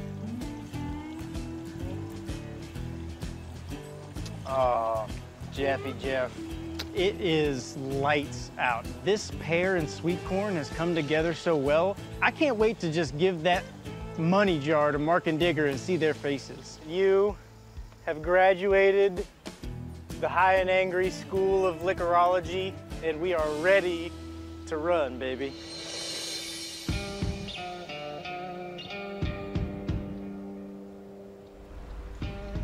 What's up, guys? Mark and Digger really know how to play the game. They've got top-notch standards. What they sell, their customers expect the best, and I hope this will measure up. I expect something to come out of that pack right there that's really good. This is the fruits of our labor, gentlemen. I hope you're satisfied. Woo! I'm telling you, Pud. It's either really good or they didn't make a lot of it. Yeah, I was gonna say that's a little disheartening that today's a little bit missing out of that jar. I hope it went to taste, and I hope y'all know how to fill a jar up. It's good liquor, guys. It's got a nice nose on it. It does. Well, it couldn't help but be sweet. I mean, the sweetness from the pears. That's awful good. Thank you, gentlemen. Thank you so much. Oh, that means a lot to us right there. Good job, Jeff. I'm proud of your damn learning experience. Thank you. I was really scared. You know, if we keep production up to where it's at right now, the standards stay high, I mean, we're gonna have a hell of a nest egg before we know it. Good job, Jeff. 30 miles north of Cocke County, Tennessee, at Mark and Digger's behest, Amanda and Kelly are hunting down ingredients for a century-old apple brandy recipe with mass appeal. We want to set the world on fire with the next new apple brandy. We want something different, something that sets it apart from the crowd. But to make it, they must track down an elusive apple used by a notorious East Tennessee moonshiner known as Big Haley. We're on a mission right now to resurrect Big Haley's apple brandy recipe. People are still talking about her apple brandy 125 years later. We're basically on a hunt now in this whole area for small, ugly apples with little black spots that taste really good. I'm really hoping that some of these apple trees are still standing. We need the specific apples that Big Haley would have used in her lifetime to recreate her apple brandy recipe properly. I think I see what we're looking for. Yeah, slow down. I want to check this out. Are those fruit trees? I think so. So we finally spotted an old abandoned apple orchard, and there's all different types of trees. So fingers crossed that there's some of Big Haley's apples still out there. Well, it's overgrown. There's some apples right there. Remember, they're not supposed to be pretty. I'm pretty excited because we found a bunch of apples growing, and literally it's right below the ridge, a couple miles from Mahala's cabin. My gosh, there's all kinds of them on the ground. I can feel, yeah, I'm stepping on them. I mean, there's hundreds on the ground. This could be the exact apples that we're looking for. That's an ugly apple I've ever seen. Yeah, I think it's perfectly ugly, right? I mean, it's even got the black spots that she described and the yellow. It's a pitiful apple, I'll say that for it. These apples are spot on. They are exactly how Joanna described them to us. All that's left now is how they taste.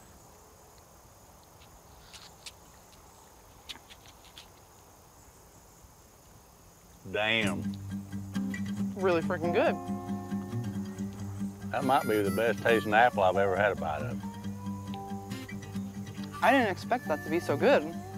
It looks like a crab apple, but it tastes like a baking apple. It's got a lot of sugar in it. It's so sweet. Big Haley apples? I think these are.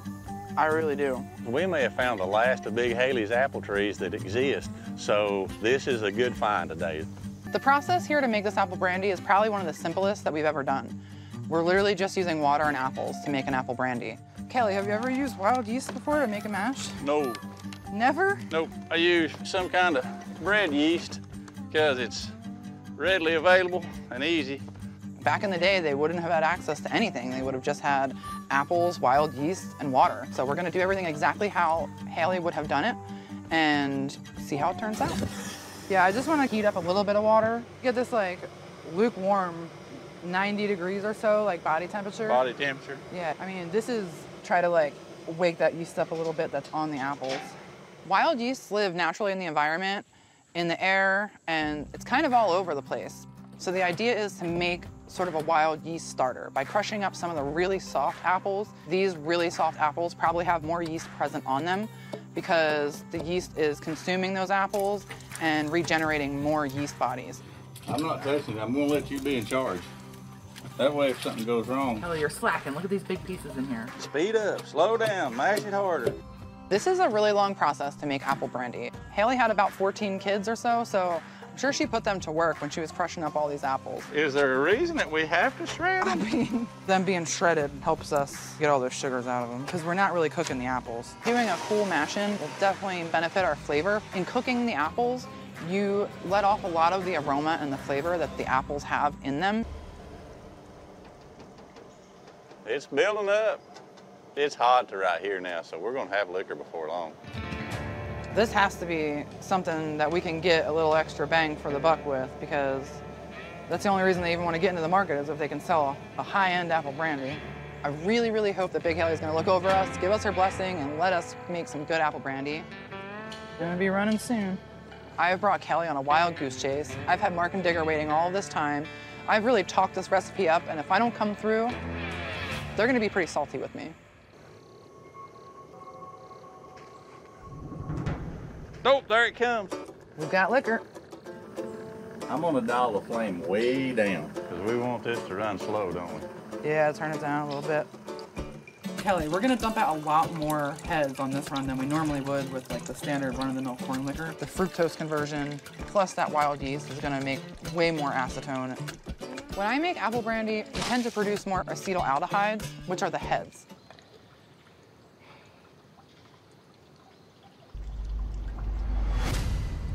Oh my God. We killed it. That is freaking amazing, right? Totally amazing. I'm drinking some more of those. I'm calling them the head guys and telling them they need to come up here. You think they'll come up here and try it right now? You know they're dying to know what this is. I'd love to hear what they think about it. Kelly and I both agree that we freaking nailed it. You're gonna want to come and see me and Amanda. I can't wait to see their faces when they taste this. Well, now we know how to bait you in when we want something. If you want us in the middle of a run, there's something usually bad wrong. Or something really good.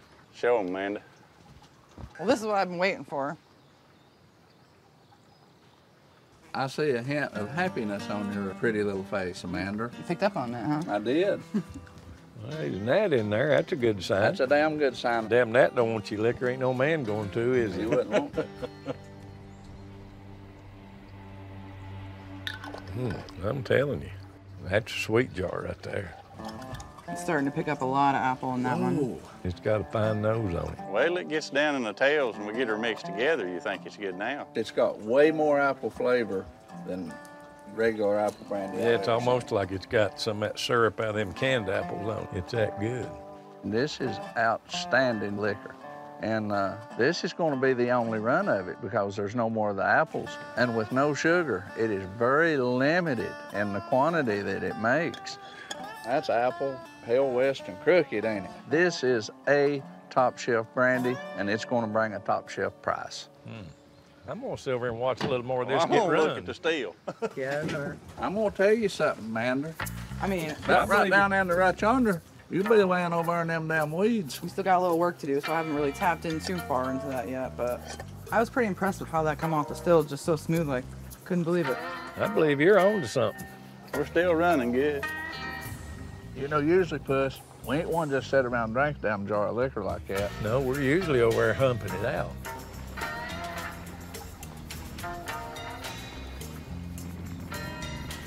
We won't get off this damn mountain if we get much deeper in. Yeah, we've been stuck on a mountain before. It ain't gonna be like this. We'll cover you in Zap. We've got a tarp. Let me have that again. Damn. Hey, Big Haley. Thank you, sweetie. I knew she was here the whole time. I guess you just gotta drink enough of the brandy to be able to actually see her. You know, just because of the fact that I am a moonshiner, there was a huge target on my back. Every time somebody looks my name up, first thing that comes up, it's a mugshot.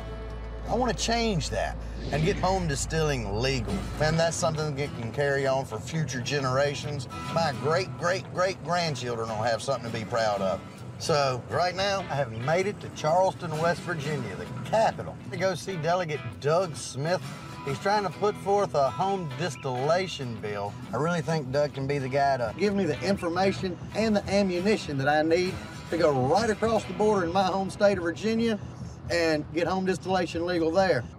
Is that everything out of your pockets? Yeah, I believe that's about everything. I mean, I've got a belt on. Okay. Yeah. Just turn around for me so I can check your weapons. Yes, sir. Thanks, sir.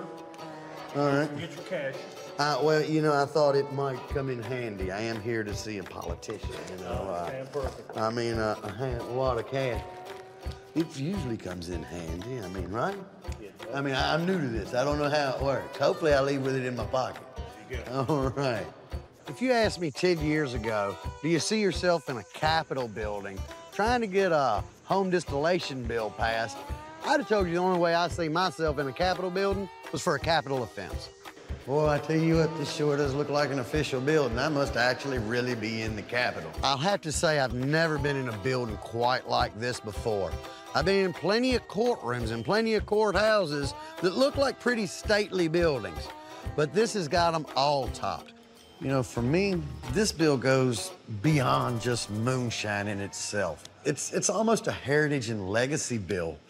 What I'm hoping is if somebody else doesn't feel scared to try to make moonshine, that can pass this heritage on for generations and generations to come. Who knows, I may be the guy that goes down in history books as saying, you know what? Tickle got this legal. It was him. Without him, none of this would be here. Maybe, who knows, 200 years from now, maybe the moonshine heritage, it's just huge in the community and huge in the world. And I could be the guy that really kicked that off. Wow. Well, I'll tell you what, I've been in all kinds of buildings in my life, but this one about tops everything I've been in. It's hard to say even how high that is up there. Wow. Hey, where's Doug Smith? I wonder if he's related to Tim. Never seen nothing like this. I've never been in a building like this, but you can definitely tell. This is where the laws of this land are made. Mr. Tickle. How you doing, Mr. Smith? Yes, sir. I'm so glad you reached out to me talking about a moonshine bill. Well, let me start off, tell you a little bit about myself.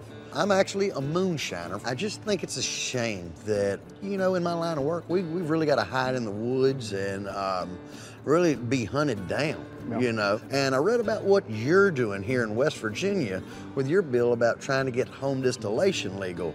And I wanted to talk with you about that and see what I could do in my home state of Virginia. Distill your own is what the title of the bill is. Basically, it would allow somebody to distill their own liquor up to 50 gallons per person or 100 gallons in a household for personal consumption only. They cannot, you know, sell it, can't transport across state lines, that type of thing. Be more than happy to go get you a copy and bring it down. And actually, that should help you, you know, take that when you are looking for your delegate or senator in Virginia, you know, give them a copy of all of this and say, hey, would you help sponsor this? That would be great. It's part of our history, just like this whole building is. It's part of our history, especially in the Appalachians. And then a couple other states are looking into it also. Arizona, Massachusetts, Missouri has it, perfectly legal. Delegate Smith understands understands where I'm coming from as a moonshiner. Yeah, I'm very interested in seeing a copy of this bill. I really feel like I've got my first ally now. Here's the bill. Share that with the individuals that you talk to in Virginia, and you've done the work for them. All right, thank you very much. Meeting Doug Smith today was a huge success. He's not willing to back down from this fight, and neither am I. You know, Doug's so valuable to me, not only as validating me, but he told me other delegates and other legislators are looking to do the same thing.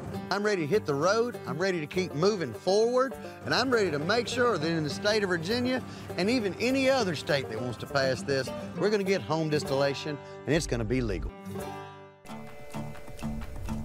Well, I'm here just outside of St. Louis, Missouri. I'm going to see this fella named Don Gosen. Now, this guy actually wrote up the bill that got passed. Now, home distillation is legal in the state of Missouri. I don't know how he did it, but that's what I'm here to find out.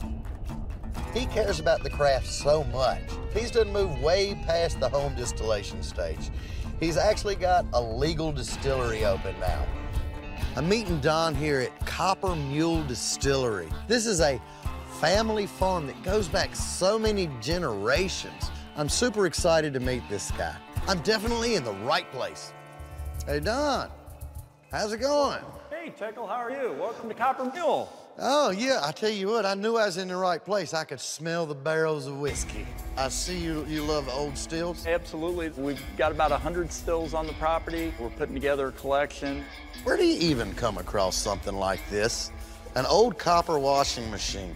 Well, turned into a still. Well, during World War I, everybody had given a lot of their scrap metal and different things for the war effort. So, you know, a few years after World War I, Prohibition hits, and people had to use whatever metal they still had laying around the house. Washing machines, milk cans, whatever they could find. What do you know about this here, Don? This one right here. Well, I've tried to research these as much as possible, and they look like, especially what the Europeans used to make brandy in stills that looked like this. I'm almost wanting to say there's a bullet hole in this thing. Very well could have been. Definitely not a revenuer. They would have done a little more damage than that to it. I do have a still over here that the revenuers definitely got into, though. Just meeting Don and seeing all these stills, smelling the smell of his barrel room, it lets me know that I'm among kindred spirits right here. They took a good axe to that. Yeah, this shows what the law does when they catch us with our pots. But in the state of Missouri, you don't have to worry about this anymore. Not only does he care enough about legal home distillation to get this bill passed, he cares enough about legal home distillation to preserve the history of it. How did you actually get it through? What was the key to your success? You've got to build a coalition, and that's the most important part. You've got to have other people of like interest. You know, you're making moonshine. What do you make moonshine out of? Corn? How about the corn growers? What do we put our new make in to make bourbon? White oak barrels. Yeah. We went to the Missouri Forestry Department and had huge support from them. Believe it or not, the forestry business in Missouri is a $10 billion industry. You've got to have that coalition. Talking to Don, he's let me know that I can't do it on my own. I'm just one small voice. It wasn't that many years ago where we were in a room about 1/12 the size of this, and that's another place I'd really like to show you today. What I've got to have is a larger voice of other people that will back me.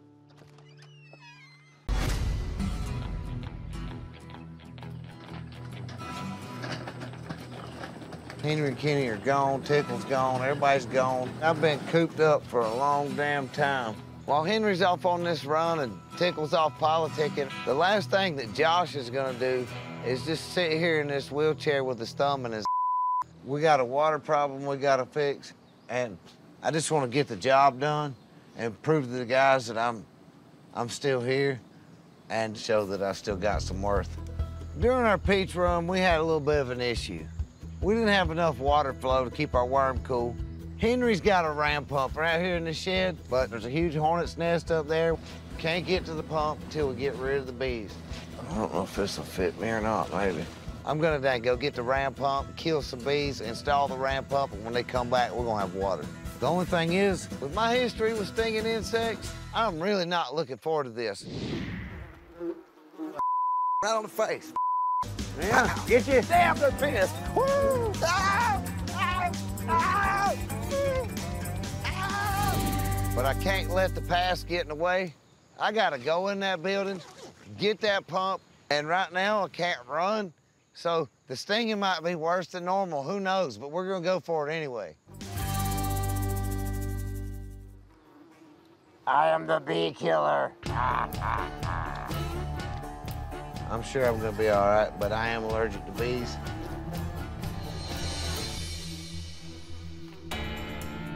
They're white-faced hornets is what they are. So we're gonna spray these 27 feet. I know when you piss off a bee's nest, they're all gonna come out. As long as I don't get stung all to hell. All right, let's kill some bees.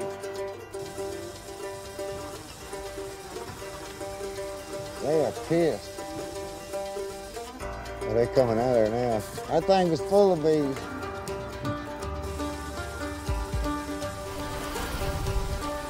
Hell yeah! Let's get the hell out of here. And honestly, I expected those bees to cover my up, but they didn't. I'm really happy Henry, Kenny, and Tip wasn't here, because if they saw this ridiculous, garbage, stupid, crazy getup, they'd laugh. They'd never hear the end of it. This is what you call a ram pump. And I know this works, but it seems like it was leaking air right in here somehow. While Tickle's gone and Henry's off on a bootlegging run, I'm taking it upon myself to get our water source fixed. Guess I'm gonna cut this off, put a new piece on it, put everything back together and see what happens. The whole idea behind the ram pump is our stream is way below our still site. And with that being the case, we're having a hard time getting pressure to go all the way up to the still site.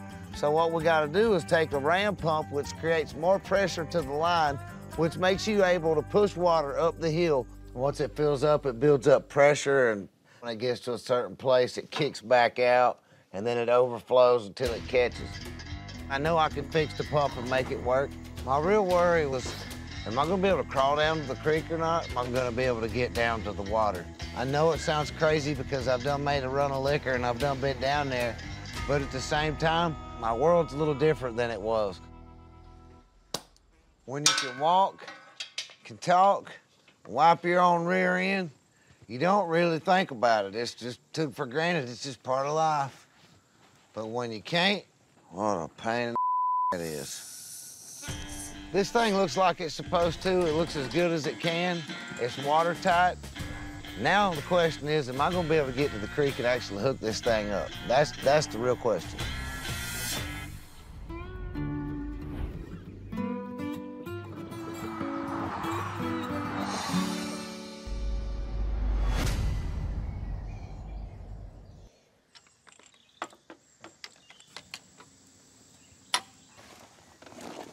Don't tell me I can't go down to the woods on a four-wheeler and go to the liquor still.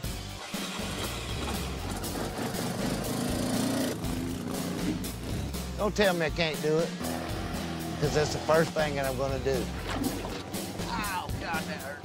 I made it with a crazy getup on and killed the bees, got the pump, fixed the pump, strapped it on the four-wheeler. I'm gonna prove that being here is worth something. This is our water supply right here. We're gonna hook this ram pump up to it right here. This is the easiest spot to put it right here because I can drive the four-wheeler right down in here.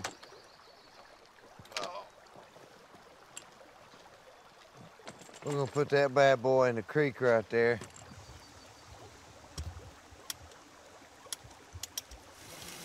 Ah! Damn it. Right here we got good water source, but going up the hill kind of kills it. This should intensify what we have. Hopefully I'll be able to damn get this together. Now if this thing will do what it's supposed to do, oh.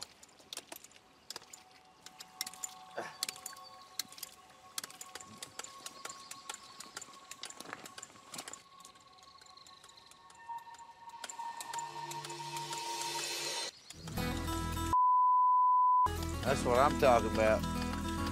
Golly, look at the water, it's pouring. I'm making a comeback and it feels good. I've accomplished so much today. I made it down to the creek. I fixed the water pump. Today is an amazing day.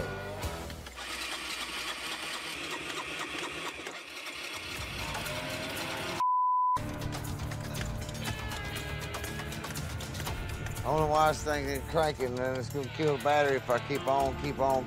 Probably burn the starter up. And I won't ever hear the end of it. This four-wheeler not cranking after all I've been through today, after all my accomplishments. That really was, it sucks. What's going on, brother? How you been doing? I need your help.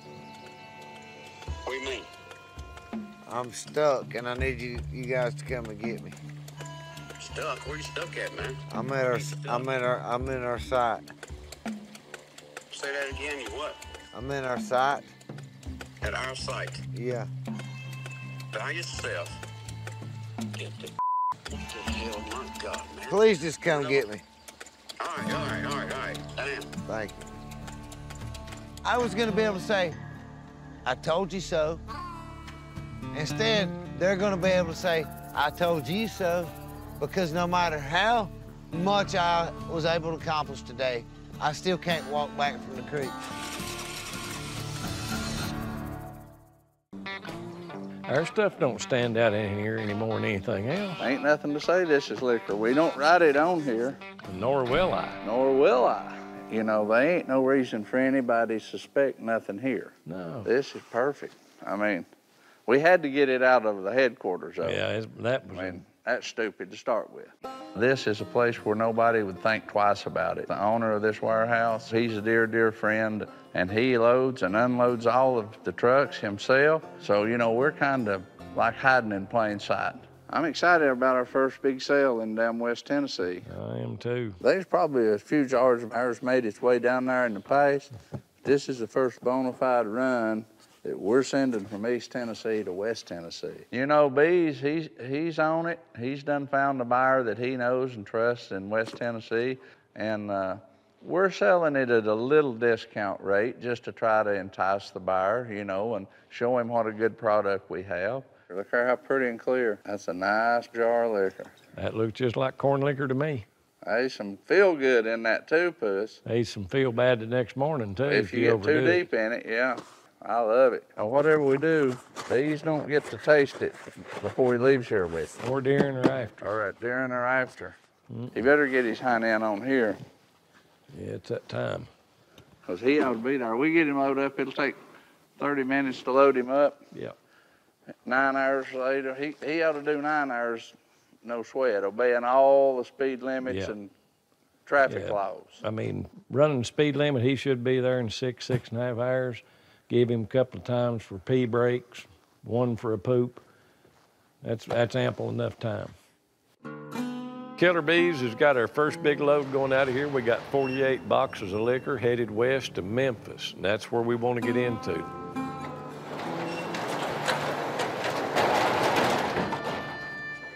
Boom. Boom.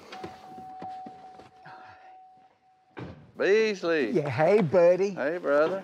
Great job on this deal in Memphis. And this guy is well connected. He'll have this moved in a week's time. So we're looking at a repeat customer. This is win-win for us. Now, if Memphis hadn't changed from what it used to be, this liquor's gonna hit the ground and it's gonna fly because it is a drinking party in town.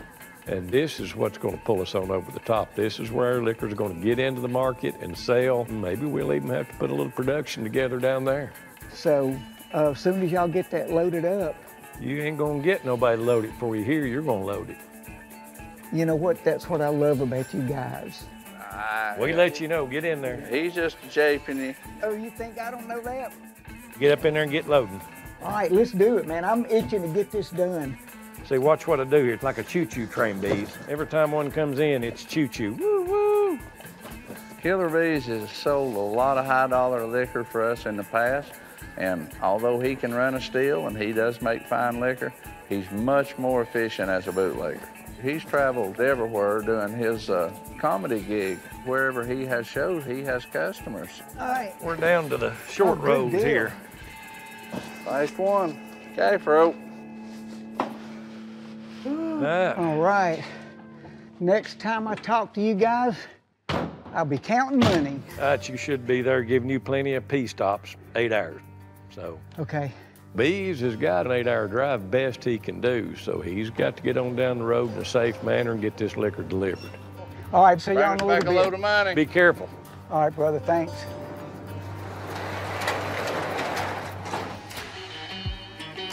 We'll get old Jeff and Joe some grain loaded up. You know, Digger and myself, we're trying very hard to expand our operation into West Tennessee and the Memphis area. And, you know, in order to do that, we can't slow up at all. We got to keep the train rolling. So we're loading up supplies to get to Jeff and Joe to where they can keep pumping out liquor. Is that good? Perfect.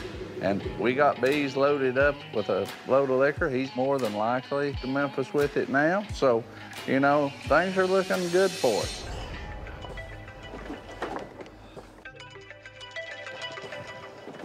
Well, but you know it. That's good. We got paid. Go ahead, Bees. Digger, the liquor got stolen. Digger, did you hear me? The liquor got stolen. Nice try. Listen to me. I stopped at a hotel between Jackson, Tennessee and Memphis last night. I was falling asleep driving. It was either end up in a ditch or get a room. I get up this morning, the liquor is gone out of the van. Please tell me you're japing us. Dude, I wish I was. That's $11,000 worth of liquor. Oh, I know.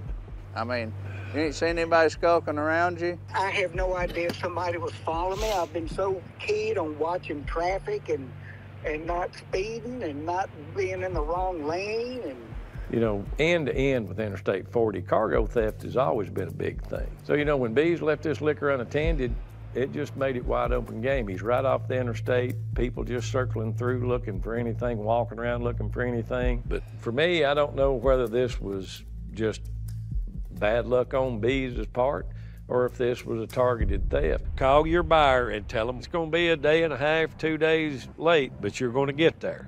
We all three know the importance of this buyer, so we can't let him down, Bees. Bees has got to shag ass and get back to East Tennessee. Got to get him loaded back up with 48 more cases of liquor and send him back that way, and we're going to break even on this run. But I've got to have that customer in our quiver. okay, dude, I'm sorry this happened, dude. I'll give you an update in a little bit. Yeah, just send us a text. We're going to be on the road. All right, bye. You know, what in the hell was Bees doing stopping at a hotel to start with? You know, Bees is supposed to know better. He broke one of the cardinal rules. You never leave your liquor unattended. And if he made this kind of a mistake, what other mistakes may he be making? We're going to load him back up, and we're going to send him back west again, but he ain't going by himself. I'll get a vehicle he don't know, and we'll follow him. I mean, he might have gotten drunk. You never know about Bees. Guys, I am so sorry that happened. Well, I have run over a million shoulda, coulda, wouldas. Well, the thing about it is that, you know, that don't matter. The liquor's gone. You ain't in jail, but the buyers ain't got their product either, so ain't no need of bitching and moaning about it. We got to make good on our promise. We are in what is called recovery mode. Have you talked to the guy going to buy this liquor? Yeah, right after I talked to Digger, as a matter of fact. But I'm spooked about it. I don't know if it's going to happen again. Well, I'm going to be honest. I can't see it being much of anything but a targeted theft. I don't know. It's odd that it even happens. I mean, there's no way anybody could have known what was in this van. People look for crimes of opportunity. Well, you don't know the way crime is right now. I mean, it's so a man can't make an honest dollar. Yeah, or a dishonest one either. You know, I trust Bees wholeheartedly, but a lot of times we make mistakes simply because we don't think. And if there's ever a business that you need to be thinking on your feet all the time, it's the illegal liquor business. All right, see y'all in a little bit. No stopping. If you sleep on them damn boxes. In Pennsylvania County, Virginia, with Josh away recuperating, outlaw shiner Tickle is cooking up a whole new business venture. Man, you told me you were opening a restaurant. I'm impressed. What do you think I was gonna do? Be making done grilled cheeses out of the backyard or something? Well, I figured, you know, maybe a little dewdrop, but nothing like this. I'm opening up this restaurant because while I've made real good money with my illegal activities, it's time in my life I start thinking about some legal investments. You know, something long-term. And you know what? I've always loved to cook, whether it's corn mash or corned beef hash. I'm impressed, man. It all looks good, Tickle. I got something on my mind, son. What's on your mind? It's not good. What ain't good? What'd you do? You ruined a batch? I mean, what's going on? Brother Kenny is in the hospital. What's wrong with Kenny? I took him last night, emergency room, and they run tests on him, and it looked like it's gonna be several weeks, man, before he's able to get back with us. Several weeks. I mean, will they run some tests? They What's run going tests. on? I don't know yet. He fell out. We had to pick him up. I literally pick him up and take him to the hospital, emergency room. He couldn't even hardly walk. We're going to have to take care of him. He's going to have medical bills. He's going to have expenses. And it's just the two of us. We don't have enough money coming in right now. It's been a tough season. You know, Josh got hurt. Now Kenny is in hospital, so here it is, just me and Tickle. And we've been working hard for the past few years to get the customer base that we've got. But you can count on one thing. If we don't get the liquor to them, they will buy it from somebody else. We got to come up with another plan, and I'm hoping we can work something out down here today. We've got us a good game plan. Henry says he wants to meet up with Perry Whitlock. Now, this is an old moonshiner we've known from way back in the day. We're gonna see if we can't convince old Perry to start supplying us with a little bit of liquor. Perry's here, he managed this kid out of Rocky Mountain, Rick Reeves. He's managed him. What, I mean, managed him doing what? You're gonna love it.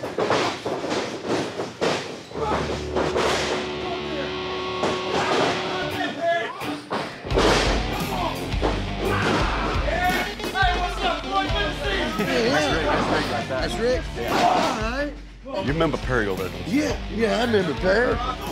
Ooh, yeah, it didn't look good like Southern boy. Them boys be taking some licks, man. Taking some licks. Henry tells me we're gonna go meet Perry. I figured we might meet him at his house, someplace, a quiet location. Well, that is not the case. Evidently, Perry's got his hands in more than what we thought. Exactly. Ooh.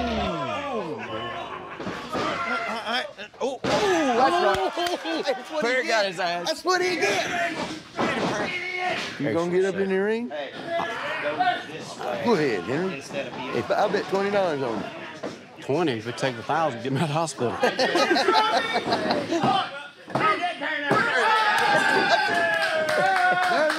There you go. And there you go. Look at him.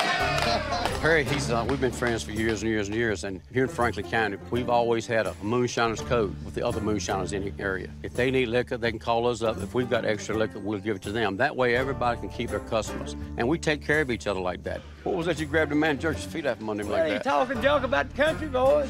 Turned out to you for him, did it? That's a good point. But you know, with that said, you know how we used to take care of each other years ago?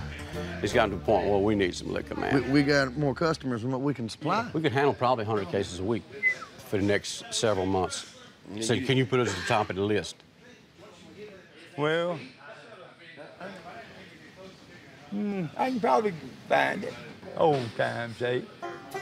Now, well, there you go. That's what we're looking for. Yeah, regular thing would be better for me anyway. That way I know where it's going. If Perry can keep supplying us on a steady basis, I think that's the little bit of boost that we're gonna need until Kenny and Josh both get better. But now, we need a stash site. Well, I've got the perfect stash site. My restaurant, this building used to be a truck stop. It has a huge shop on one side of it. Now, what I think we can do is we can start using that as a stash site. There's another section on back here that everybody don't really see, Henry. And all this is yours? Yes, sir. What do you think, Henry? Wow. It's not really readily seen by the main road. If we could come right around. You could come around. And back up here and get out of sight. You could back in here and get it out, or you could go through that back door. What I feel like we can do is this shop is it's big enough to pull any vehicle in. We could fill the car full of liquor, and they can drive right out another door. It's kind of like having a fast food drive-through, except this is a drive-through for bootleg. I mean, what do you think? I like it a lot. Where's that camera go to? Well, get rid of that. Henry does not like surveillance cameras. They're like the man's kryptonite. And he sees one in my shop and he's not happy about it.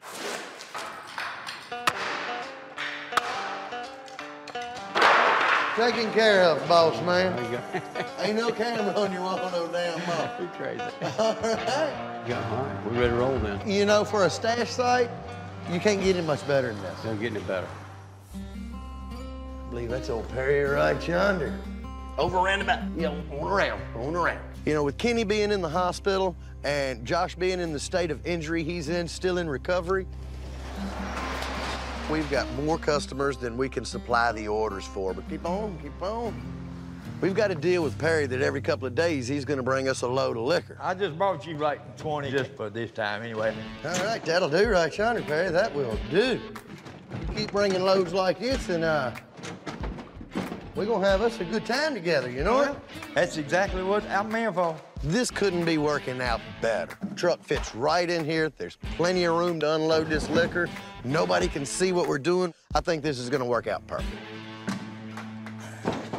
Hey, there's somebody knocking on the door. No, if it ain't, I think it might be. Just give me a second, Perry. Give me a second. What in the hell? Be damn, somebody's out there. Hey. Hey, how you doing? Doing all right. Still working on trailers? No, that business closed up a few years ago. I just got in the building. I ain't doing any trailer repair. Okay. Appreciate it. Let's get these last few gallons out. You what? I'm gonna get up in here and slide them on back to Hey, you. wait, slide them on back. And you know, that casino's coming in, you know, law's gonna be everywhere. They'll be, you know, looking for drunk drivers or speeders coming from that casino. Yeah, I guess you're right. A casino is gonna really up the police presence around town, ain't it? A lot. You know, it's one thing, Perry, bringing in a load that fits under the tonneau cover of his pickup truck. How far are you taking this stuff up and down the roads? To be honest, we're taking it all over the darn place. This is just kind of a hub to be moving stuff from. But now, when we go to transport this stuff, we're gonna be wanting to transport much larger loads. I'll tell you what, I guess I'm gonna have to talk to Henry and see what we can't figure out. That might start looking a little bit suspicious. So we're gonna have to find some creative way to try to get this shine out of this building and transport it. I appreciate you bringing this load. I got you covered right here. You say you can have me another in a couple of days? Yeah. All right, sounds good to me. I'll give you a buzz before I start down the road. All right, sounds good. All right.